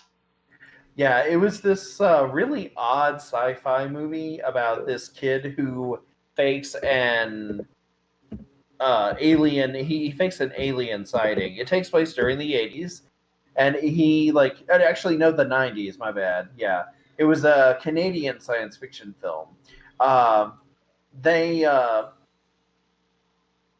he fakes an alien sighting, but then it comes to find out that the aliens are real. See, he got the idea for faking the alien sighting from a comic book. It turns out the comic book artist who drew the comic book was having prophetic visions of an alien invasion coming. So then they have to get the comic book guy. He and this girl have to get the comic book guy, and the three of them have to pilot space a spaceship that was left behind by other aliens to fight the bad aliens, so that the Earth doesn't get invaded. And they, As happens in the 80s to yeah, 90s. right, you know. So yeah, it's like it's one of those movies that's not very good, but it can be fun to watch. Mata Nui says, "Mark my words, all these streaming services are just going to wind up being sold like cable packages." Yeah, that's probably how it's going to end up. Mm-hmm. I wonder. I've honestly about that because I've you know, like if you grew up in the 80s and 90s during like the network wars and when cable was just starting to become a thing, then you're like the thing with streaming services, it does start to feel like that same thing happening for the new generation. It's like all of these different streaming services are trying to wipe each other out so they can be the big game in town. And pretty soon, and we're just like waiting. Yeah, we're just waiting for the dust to settle for you all to have beaten each other senseless with sticks, and then decide, you know what, maybe we should just team up, or like maybe we've all gone bankrupt because we wasted so much money on trying to outdo one another that where it's either team up or all die out. So yeah, now everything is run by this one company, and you pay for one, and you get like 20 different streaming services all at the same time. Yeah, with Stadia's rocky launch and Project xCloud looming over the horizon, and PlayStation Now being a thing that nobody likes. Also, news. Boom! Amazon reportedly announcing a game streaming service next year. Analysts suggest the retail giant will launch its service in time to compete with PlayStation 5 and Project Scarlet. Amazon is expected to announce its own gaming streaming offerings next year and potentially launch it by Christmas. That's according to two sources familiar with the company's plans who spoke to CNET as part of the site's roundup of streaming strategies from the big players, including Google, Sony, and Microsoft. Rumors first emerged that Amazon was working on a streaming service earlier this year, and CNET reports it's now gearing up for an announcement. The company has also been reportedly hiring talent from major gaming firms, including Microsoft. Meanwhile, job listings for a new initiative within the Amazon Web Services team are believed to be for this streaming service. One of these suggested that Amazon will integrate the service into Twitch, as well as some of its other businesses. Google has plans for similar integration between Stadia and YouTube. Speaking to the site, Wedbush Securities analyst Michael Pachter predicted the service launch by the end of the year, adding, "The odds of them letting the Scarlet and PS5 launch without Amazon being there is zero. Thank you, Michael. Now please go back in the corner." Amazon has been exploring multiple avenues in the gaming industry over the past decade with mixed results. Its internal Amazon Game Studios has produced very few titles to date, mostly mobile games for the Amazon App Store, plus a PS4 and Xbox One driving game based on the Grand Tour, and even suffered layoffs earlier this year. Meanwhile, its Lumberyard engine has struggled to find many developers to build games with it. Google launched its own streaming service Stadia earlier this week, having announced it back at GDC 2019 in March. Xbox is still working on the preview version of Project xCloud, recently expanded with more titles and coming to more markets next year. Spoke to the project leaders behind xCloud at XO19 last week. Sony has been running a streaming service for several years now, thanks to its acquisition of early contender Gaikai. PlayStation Now has operated largely in the background, but the platform holder recently ramped up its efforts with a price cut and time-limited marquee games such as Grand Theft Auto 5 and God of War. Earlier this year, this company said PlayStation 5's success would depend on streaming and backwards compatibility as it tries to make the new console as accessible to new and established customers as possible. So, yeah. Amazon would be jumping into that pool again as well. And it's like, yeah, they're going to do it when the next generation arrives. Yes, Michael, yes, we know. Mm-hmm. Goddamn, Michael Pachter. It's like, it's not so much that he's wrong, it's that his insight only sounds remotely insightful if you have no idea how the games industry operates. If you are just a part-time gamer, you probably know at least as much as Michael Pachter. Ah. It's very, very surreal to see like places that are just stockholders' websites where they're like, hey, we're going to talk about all the great stocks coming, this and that and this, and then Michael Pachter comes out and he's like, hey, this holiday season, expect a boost for GameStop. And it's like, no shit, Michael. And but the people who have no idea about games are like, wow, he was right. So he's the Peggy Hill of the gaming industry. Pretty much. He's the Peggy Hill. In my opinion, the day after Thanksgiving is the busiest shopping year of all. Cleveland Maker asks, hey, Creepy and Decker, why don't you make your own horror movie? This has actually come up before. People have asked us before, why don't we make our own horror movie? I'd like to make my own horror movie. I mean, I just have a hard time because it's like I want to do so much and I can't. It can't be serious. It can't be gritty, and it can't be serious and gritty and over the top and crazy and fun and high class and low class. I mean, it can, but it's just going to be. It's going to be House of a Thousand Corpses at that point. Like, fuck that. No, we don't need another one of those. What would it be about? What would it star us? Would we be like just the directors and screenwriters, or would we be starring in our own horror movie? Like, I would be the killer. You say that because you want the opportunity to try and stab me. Yeah. But so like, would it be just your standard haunted house horror movie? Would it be like it's like to start making horror movies? I think that I would lean into doing something more like an old Dark House kind of story, just to put pen to paper and get something done. Figure out how to make a movie, what works, what doesn't, what I'm good at, what I'm not good at, and then have the second movie I make take what I've learned and work with that. That's just the plan going off in my head. That's actually that's a smart idea, you know? I wonder if we should do like a... So I'm asking why not? Let's see about if we can figure out how to make it. I'm asking a serious question. I'm asking here to everybody who's listening, like, if there was a Kickstarter program for Decker to make his own horror movie, like, if it, like, we're talking like a very cheap, inexpensive film, we're talking a very indie film, but like on a shoestring budget. Let's set the goal for how much money to raise. Let's say $6,000. We did that with Gamerathon. Yeah, that's true. It didn't work. It didn't work. I was thinking 10 if we can figure out a place that we can film for free. Well, you live to get everything together and pay everyone for that. We're going to need like actors and stuff. Like Decker. You live in Texas, okay? It's like one of the cheapest places to film horror movies in. Yeah, I do also have about 25 acres of forest. Yeah, that too. That came in very handy during the Blair Witch review. That too. I filmed that almost, besides in Walmart, that was filmed like entirely on my family's property. Right. And then you have the fact that it's Texas. There's going to be abandoned farms, abandoned houses.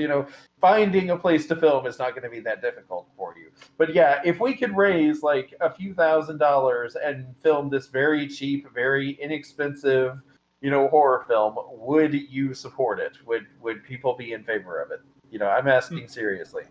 Motorcycle US dropped $2 saying, Creepy and Decker, review Battle Beyond the Stars. I don't recall what Brain. I've never got a lot of things to review. I got Dino-cember coming up. Shit. Oh. Let's see. Jason Voorhees says your film better be rated R. Well, if Decker's directing / writing it, we'll be lucky if it's not rated X. But yeah. Bill Cage 32 says just make it a psychological thriller. That would actually not be bad. Hitchhiking zombie hookers. I could see that working. Cleveland Maker You just have to says, have like that truck driver from Laser Blast who has no fucking idea how to take a hint that something might be off. Cleveland Maker says, yes, Creepy would make an excellent ancient villain. Southern Yankee says, Decker and Creepy road trip from hell in a demon car. So it's just basically us driving around in Christine. Oh, God.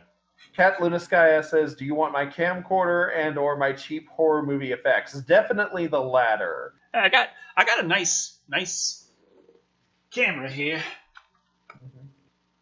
It's the 4K, as you have. I can figure out which directions things go in. Adam Kasdorf, I'm still hoping I pronounced that right. I apologize if I'm not. I go, shut up and take my money. But yeah. Now we got to figure out what to. Gotta write a dang. I'm just gonna like plagiarize this. I think that's the easiest way I can go about that. Like I'm thinking, like Decker and I have to get together and write a horror movie script now. Oh yeah. Whew. Okay, why is it the first thing that came that Decker has like had to watch an entire summer of nothing but Steven Seagal films, and the whole movie is about him slowly going mad. So that's closer to The Shining kind of thing. Yeah, like Decker is trapped. Like Decker is, well, it's Texas, so you wouldn't be snowed in. You would be. Well, Texas doesn't really see a lot of flooding, but not a lot, but you do get your floods here and there. Right. Okay. So like, the power's off, like the internet is down, the area is flooded. There's no way for you to leave your house, so you have nothing to watch but Steven Seagal movies, and then you start losing your mind. Power's off, but I'm watching Steven Seagal. Trying to think. So, like, okay, it's like no internet and all that, but I feel like Battle Beyond the Stars had John Boy and George Peppard, or Peppard. Okay. Snowed in by 1 inch and Decker has no clue. Thank you, Kat. Thank you. But I was born in Vermont. I know that if the snow hasn't blocked you from being able to open your door, you're not snowed in. Right. Like I have been what counts as snowed in Mississippi. Like I lived on a farm, but we lived way out in the middle of the woods. Yeah. The roads were like this was like a legendary thing for where I lived. Like it was snowing and it was like this, feet deep, which for someone who used to live in Vermont is like something to laugh at. But keep in mind Mississippi doesn't have emergency response teams for snow. Yeah, that is a thing. Right. Like in Pennsylvania, there was a situation that happened where everyone in the area was like patting themselves on the back, like, "Yeah, we got high tech stuff to deal with snow this year. We're not just using salt; we're using brine. We're gonna get rid of that snow, get rid of that ice. It's gonna be amazing. Can't wait to use it." And they couldn't wait to use it. And as soon as they had a chance, a little flurry came down. They ran out and they used every fucking drop. So by next week, when the actual fucking blizzard came, we didn't have shit. Yeah. A state of emergency was declared. Right. So Mississippi doesn't even have that. It snows like maybe once every 5-10 years, and even then it's only like this much. But like that year we had this much. It was like a freak snowstorm. But we don't have bulldozers or snow blowers or snow tires or anything like that. People don't prepare for this kind of thing because it hardly ever happens. So we were literally there was no way to get on the roads. Like the roads were blocked. There was no way to get our cars out of the driveway. So we were literally on this farm out in the middle of nowhere. There was no power. The pipes had frozen over. We were basically trapped in our living room in front of the fireplace, which was our only source of heat for 3 days. And that was we did all of our cooking. We kept ourselves warm. We did all of our cooking, everything. It was 3 days straight of this. And then when the power came back on, we were like, Yes. So yeah, I mean, like, I don't have to deal with this like on a yearly basis. But when Decker, it would like, I think of people who have to deal with this like for 2 weeks straight out of every year, and I'm like, yeah, I want to move somewhere warm. Southern Yankee says, "Come to Washington State." Yeah, I have heard that. What like, I've been to Oregon, and Oregon during the wintertime is like nothing but snow, and I imagine that Washington is even worse. But I would love it in like a comedy horror to be snowed in by a half inch of snow, and like everything shuts down. Can't do it. It's just this the terrifying blizzard of the South that just it's claimed so many lives. I just Someone suggest. I'm looking for with. Okay, here we go. Dark X said if the movie starring both of you guys, then call it Creepy Shadow. Actually, the Creeping Shadow would not be a bad name. There's a Good Eats episode about that. It was about oh yeah, that was a episode after Romancing the Bird, which is how it was the that's like my favorite Good Eats episode. It's also how I learned how to brine a turkey. But yeah, talking about things like that don't get backed up that you can't find anywhere. Good Eats is a TV series that I don't think has ever been on DVD. It was a cooking show starring Alton Brown. And it goes into it's very fun, goes into a lot of different aspects of the science behind how something cooks. And it's extremely informative. I really like that. And I remember when I was first trying to, get back up on making the brine for the turkey, I was looking for the Good Eats episode, Romancing the Bird, and it's very hard to find that. So, fortunately, Food Network had the recipe just listed on the website, but still. Sling Blade Sally says it snowed here in 1977 and people lost their minds. I don't know where here is, but I'm assuming south. Oof. I can believe that, yeah. Okay. 1 foot 2. Oh, God. Yeah, that's a lot of snow. Now, if I could find. Let's see. We're closing in on 2.5 hours soon. And let's see. I'm trying to figure what can we discuss. Well, that sounds semi-interesting.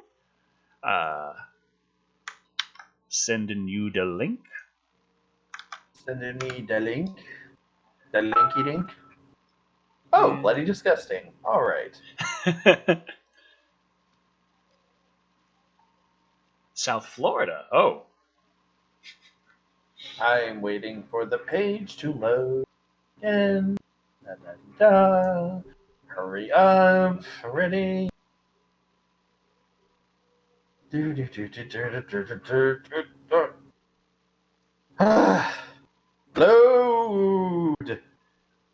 Load.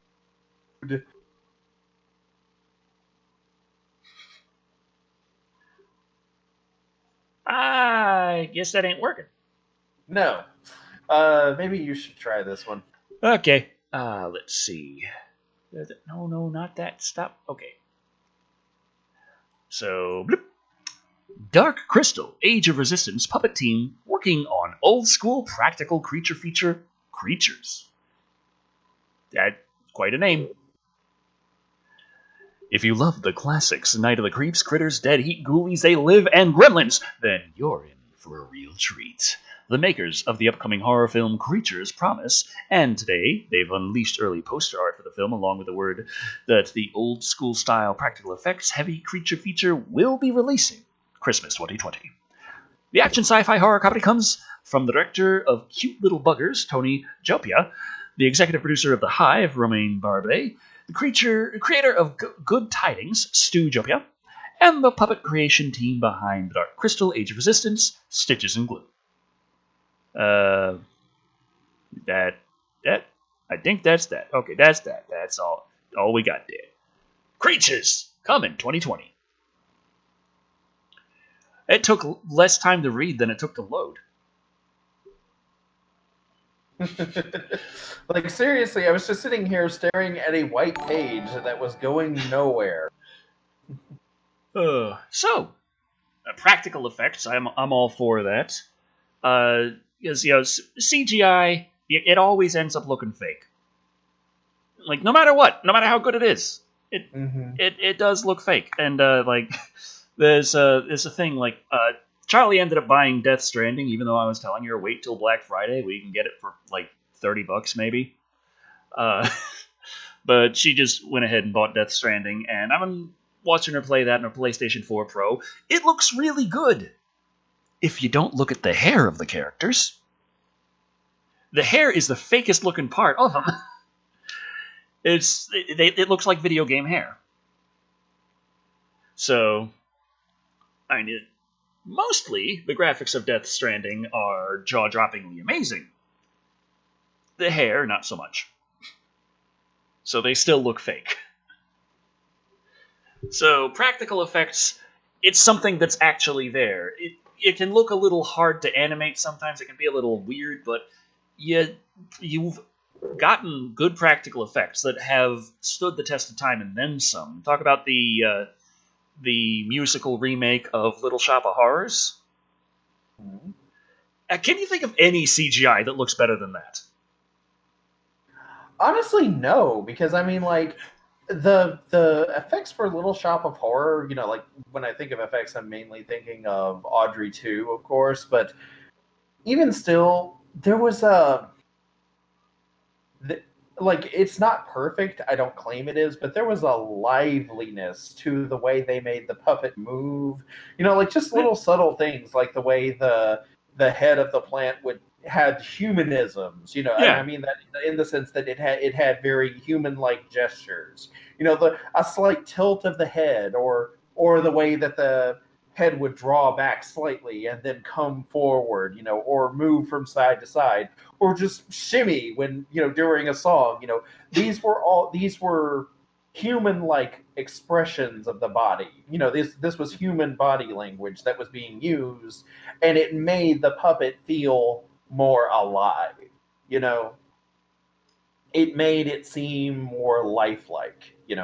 It's harder to do that with CG, because while you can put things that are more streamlined in it, doing that very subtle body language in CGI is a lot harder. Goji Thriller's asking, did they miss the stream? No, we're just Patricia's not here.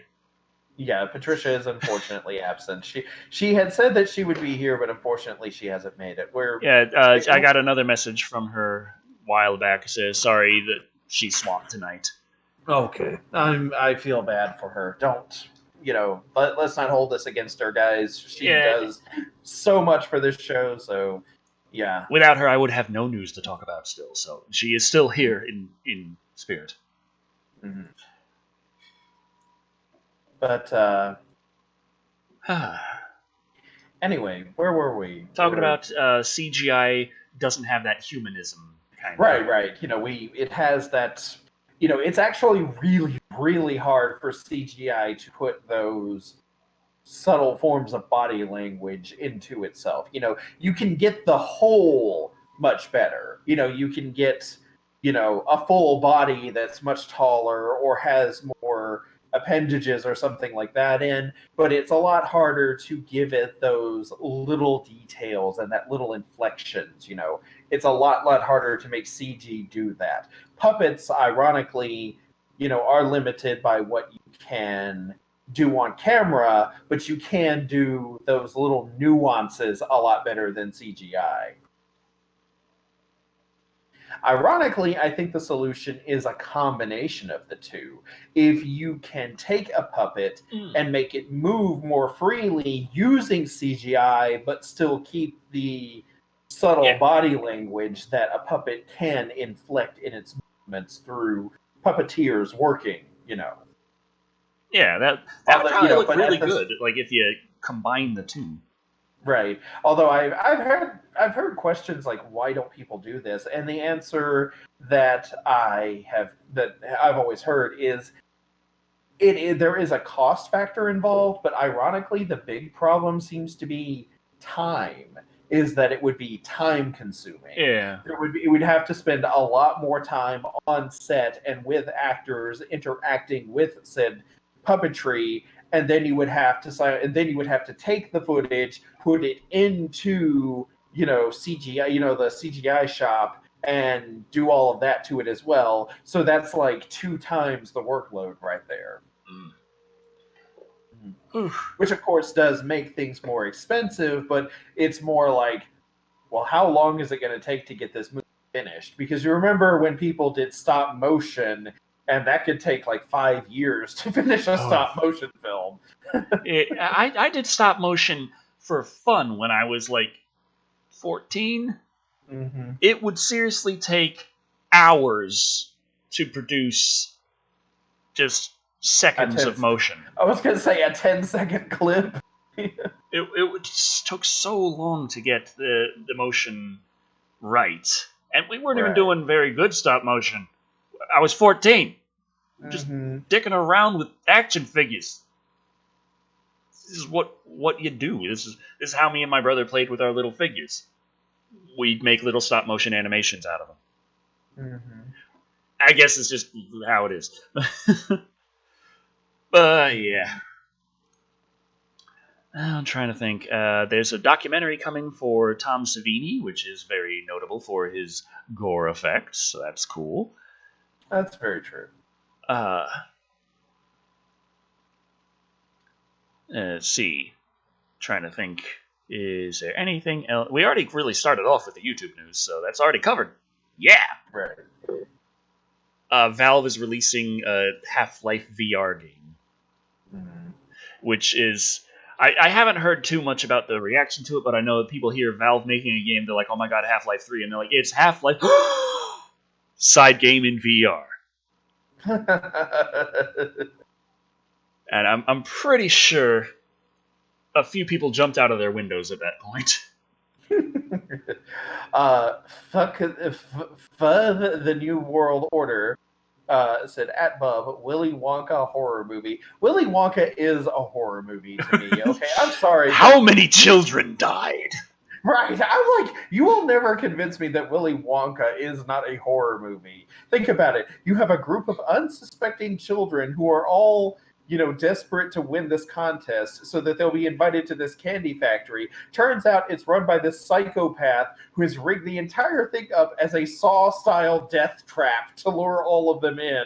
I'm like, they made us watch this freaking movie every year in the library, and every year I would have nightmares about it for days afterward. I am not kidding you. That movie I hated it so much because I was forced to watch it every time, and every time it always scared the crap out of me. What are your guys' plans for Thanksgiving? Well, fiance's family's going off to one big house. Everyone's going to be gathering around. There's going to be a lot of turkey, a lot of sweet potatoes, a lot of pies, and I unfortunately can't really I can't really secure any food to bring, so unless I think, hey, I'm gonna just tie some pumpkin pies to the hood of my car, it's not really gonna work out. I'm gonna have to drive my fiance down there with a wheelchair in the trunk, and just something about putting pies in the back seat and not knowing, especially around here, there's always something that you got to stop suddenly for, and that doesn't work out too well when I'm just buying groceries. When I have a pie in a chair behind me, I know what's going to happen. So I'm personally going to make my own turkey, not on Thanksgiving, but I am going to share that, of course, with my fiance, but also with the family, with her mother, her sister, her sister's husband, and her nephew. All of them, they can enjoy the turkey. I make nice turkeys. Yeah, that's pretty much my plans. Have Thanksgiving there, and then make my own damn turkey later, because I really want to make a turkey. I'm actually, I think I said this earlier before or after the live stream started, but our oven broke on us So right, you're gonna go to a Chinese buffet or something such. right, yeah, we're going to our oven broke, Yeah. so, and we have a small oven. We have a small one that you can cook, a normal sized meal, but it's not really conducive to making a full Thanksgiving meal.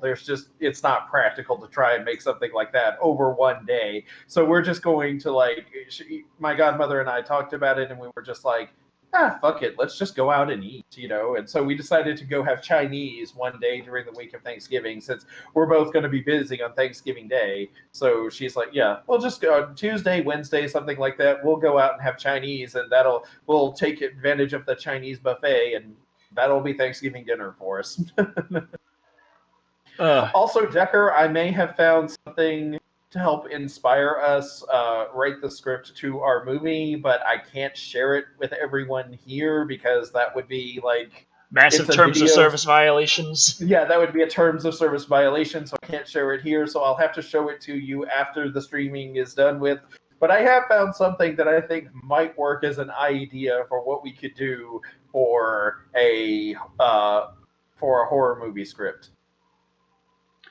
Bill Cage says, "Holy shit, you're engaged." Yes, I am. Yeah, Decker has been engaged. I would have been married by now, but YouTube's just demonetization hit really hard, and right. I couldn't, and I still unfortunately can't really justify the costs of that. So it's rough.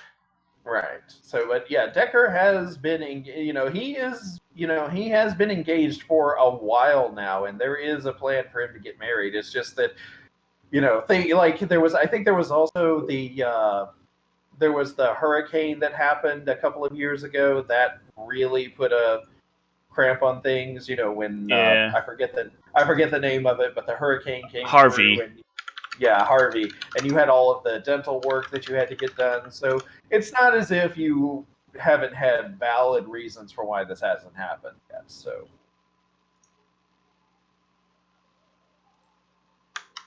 okay. And weddings are freaking expensive. So, I mean, even as a kid, I was like, why don't you just fly to Vegas and make a weekend of it? It seems like it'd be a hell of a lot less of a hassle.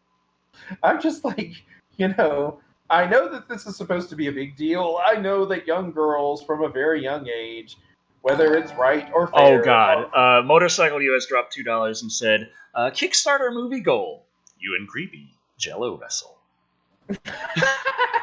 And I'm thinking damn, I need the money.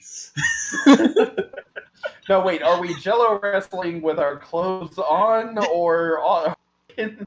The stipulation was only Jello and wrestling. I'm thinking we could do a Jello wrestling video while fully clothed, and then for people with even higher donations, we could do the one while we're naked. Technically in Texas law, couldn't do what is considered a common law marriage, but that's no fun. That's just where it's hi, I'll just say I'm married to her. And she'll just tell everyone she's married to me, and we'll just act like a married couple. And then, right. According to Texas law, therefore, we're married. Also, Decker, you are totally rocking the Instagram photo. Can I show this to everyone in the stream, or is that a cause for demonetization? It's a wholesome picture. It's a wholesome picture. I mean, it's an Instagram picture, so I'm saying, that would be okay. Yeah, it's my Instagram, a picture of me and my fiance on the Halloween. Right here, everybody. This is the one I'm talking about. You both look very awesome. Which character are you? Just random creepy? I was trying to go for necromancer vibes. I bought 2 cans of spray-on hair dye, and that's the best it could do. So you cut out for a minute. I had no idea what you just said. I was going for just a kind of necromancer vibe. I wanted to have full white hair. I got 2 cans of spray-on hair dye, and that is the best it did. Oh, okay. I was like, damn it. She is Sailor Mercury, I believe. Oh yeah. I know she's one of the Sailor. She's usually Wheelchair Myers. Mm-hmm. Kat says that I look like Alan Moore. Actually, yeah, you do kind of look like Alan Moore there. Although that's not really a bad thing because Alan Moore is kind of awesome. Terrifying, but awesome. Yes, I did pick up white. I had the options, like all the different colors they had, and I specifically got white because they also had white with glitter in it. Mm-hmm. Personally, I think he should have gone with the one that had the glitter in it, but that's just me. I was going for a necromancer, not a like fab necromancer. I shall raise the dead, and they shall. That's how they get like. And then you'll have So we got a $4.99 super chat from Adam Kasdorf saying, "I didn't know you were the singer for Slayer."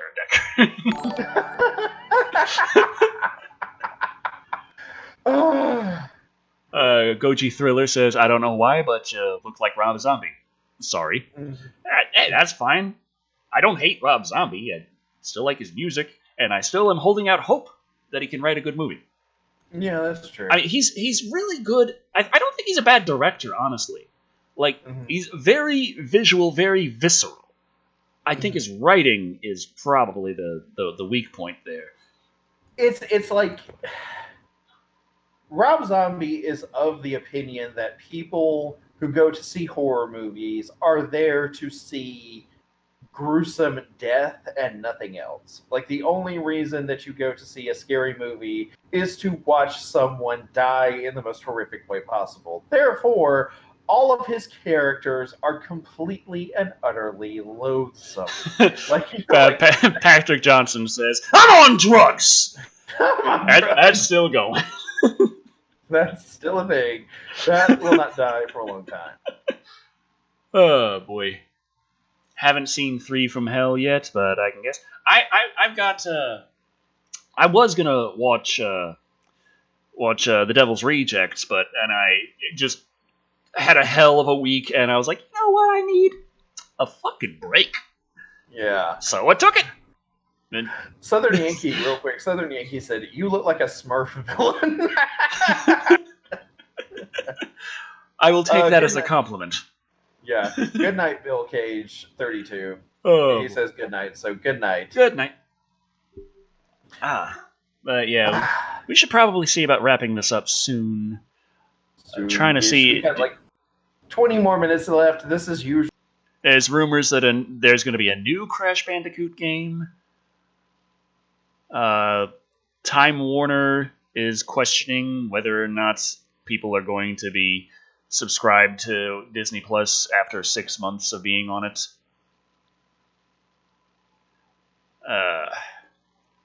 Okay, the co-creator and writer of Uncharted has been hired by Skydance to make story-based games.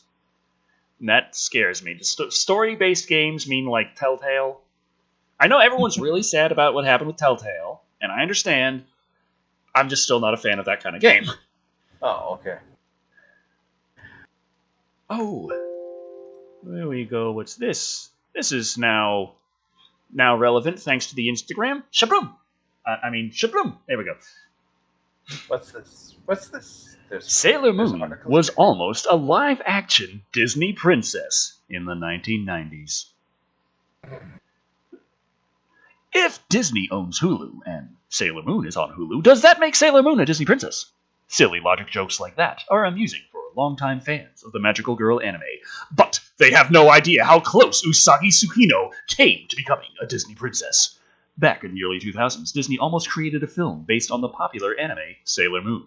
This would have been produced back during the end of the Disney Renaissance era, and had it been successful, might have heralded in an era of live-action anime films the likes of which we still haven't seen!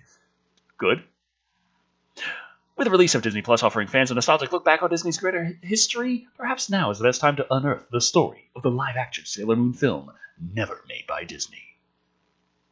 Okay, oh crap, is this... Oh, is it a flip book thing? Great, well, there's 9. Did you know that Disney almost made Sailor Moon film in the 90s? The film was part of the partnership with Dick! which licensed Sailor Moon's first 2 seasons in America. Stanley Tong, Mr. Magoo, Rubble of the Bronx, was set to direct, with Gina Davis set to star as the villain Queen Beryl. However, the project had no female talent behind the camera. What? What? So no one filming it was female? Okay. Was it a movie? Was it and no Asian or queer representation in the film, despite Sailor Moon featuring it. But yeah, Dick cut that out. They dubbed over that part. It was the early 2000s. People were still dicks about that, especially Dick. The 90s were probably the wrong time for a live-action film to be made. Okay, that was a wonderful. Okay.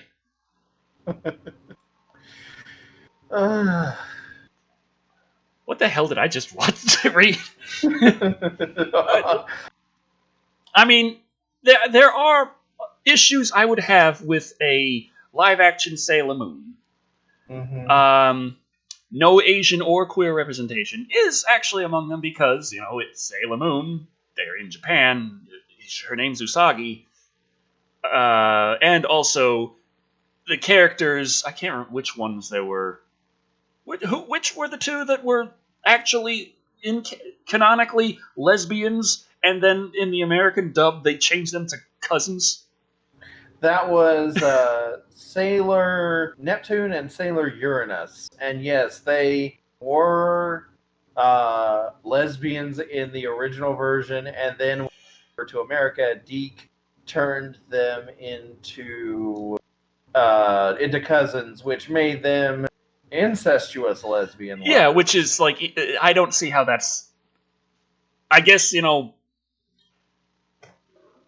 get those ratings in Alabama. That was considered the improvement. So, that was the better way of doing things. I just always remember Sailor Moon drinking that martini, and then she got sick because she drank too much juice.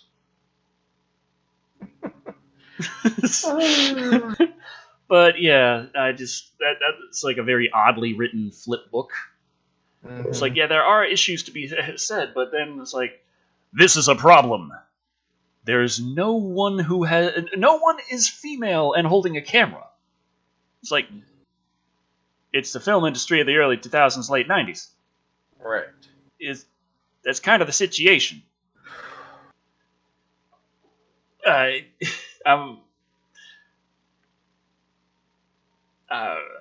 It is what it is. So, now what is left to talk about that might be interesting? Well, we already used the YouTube, so... Yeah. There's a new Sonic the Hedgehog trailer that has gotten more positive feedback because Sonic actually looks like Sonic now. Okay. Mark Wahlberg will be co-starring in the Uncharted movie with Tim Holland.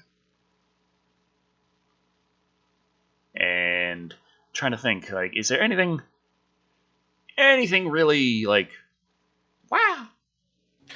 I'm kind of surprised. Like, Mark Wahlberg is still a thing. Yeah, evidently. I gotta commend him. He's keeping that career going. I mean, I can remember when he was Marky Mark in the Funky Bunch. Here's something. I think this will probably be something the last one for the night. Okay. But yeah, I remember Marky Mark in the Funky Bunch. I think I had a video game of them for Sega CD. Okay. The make my video games. I had a Sega CD, and those were like some of the only games for the damn thing. Okay. Let's see what we have here. All right. And we go over here. We are sharing. And coming through okay? Yep. Alrighty then. Wes Craven's estate is making a new Nightmare on Elm Street film and HBO Max show. Okay. Back in September, we passed along word that Wes Craven's classic supernatural slasher film, A Nightmare on Elm Street, starring Robert Englund as Freddy Krueger, would not be falling under the same legal hell as director Sean S. Cunningham and screenwriter Victor Miller's Friday the 13th, as Craven's estate successfully snagged back the rights to his 1984 masterpiece. And today, we're hearing from our buddies over at Bloody Disgusting that Craven's estate has begun actively taking pitches for a new Freddy flick. More interesting still is the fact that they are looking to both feature film pitches and also HBO Max series. For those of you that somehow might not know by this point in your life, in Wes Craven's classic slasher film, several Midwestern teenagers fall prey to Freddy Krueger, Robert Englund, a disfigured midnight mangler who preys on the teenagers in their dreams, which in turn kills them in reality. After investigating the phenomenon, Nancy, Heather Langenkamp, begins to suspect that a dark secret kept by her and her friend's parents may be the key to unraveling the mystery. That can Nancy and her boyfriend Glenn, Johnny Depp, solve the puzzle before it's too late? Well, kinda. I mean, it depends on which canon you follow. Wes Craven wrote and directed A Nightmare on Elm Street, while Robert Shea produced. Along with Robert Englund as Freddy Krueger, the flick featured John Saxton, Roni Blakely, Heather Langenkamp, Amanda Wiss, Nikki Corey, and Johnny Depp. New Line Cinema unleashed the Dream Demon into theaters near your parents back in November 9th, 1984. If you don't already own the film on Blu-ray, yeah right, you can snag it here. Yeah, I own it on Blu-ray. Haha. That's about it. So yeah, the estate is working on a new Nightmare on Elm Street film and show, and in order to fill out the article, they mentioned stuff about the original movie. Yeah, basically, there's no movie, but we want to make a movie. Might be a movie. That's about it. But yeah, I think that about wraps up most of what we got to talk about here, and we should be calling it a night very soon. Mm-hmm. So, projects. Creepy, would you like to go first? Yama has undergone some technical difficulties with his computer. His keyboard on his laptop gave up the ghost, but it has been in the repair shop all this week. He is having it looked at. It is going to be repaired. It's just, taking a little time, unfortunately, but we will get things back more or less on schedule soon, and I have written a crossover script that hopefully will be finished soon, and there's also, we did the Batman review. We have watched the next episodes in the X-Men review. I just need to script that. And, of course, we have Gem. Okay. Decker, what about you? I'm doing drugs! That's pretty much it. Okay, so the gaming channel has had no content for almost a month now. I do have a video set to go on that. It's not a gaming video. It's just something for there. A little blooper reel from the Detective Pikachu review, because that was an absolute nightmare to film. And also because if I put that on the main channel, having a 10-minute video when you usually put out a 26-minute video every week, I am not sure how YouTube's algorithms are going to handle it, and it might actually accidentally kneecap the channel. And it's it's always fun just having to deal with things like that. So I intend on uploading and on putting that. I have uploaded it. It's been flagged as not suitable for advertisers. I'm having it under review now. But as soon as that's dealt with, no matter how that goes, it'll go live, and then I'll likely make a community post on the main channel about that. So everyone should see that pop up. Also, going to be working on getting a new review out, hopefully before Thanksgiving. I'm going to be working with Creepy on that one, because you don't have enough to do. And of course, next month is going to be Dino-cember, and also still working on that, fighting that copyright strike on the channel right now. So, going to see how that goes. If it's taken care of before next Live and Wired, we should have it just on every platform again, on Twitch, on Mixer, everywhere, on DLive, all that stuff. But if not, I hope I could still figure out how to get that done with a little bit more warning, but I'm not 100% right now. Possibly because I really need to eat something. But there's a black and white dinosaur movie I hope I review. I did not. I have all the movies for Dino-December already, and none of them are in black and white. In fact, some of them are in HDR. Like this one. But thank you all for watching. I have been Decker Shadow. I have been that long-haired creepy guy. And remember, Usagi was almost a Disney princess. And Decker's doing drugs. And make sure that your controllers don't have any genitalia hanging out that doesn't need to be. Okay? Or at the very least, they're colored the proper genitalia color, because that's what's most important in the world. Good night, everyone. Good night, everybody.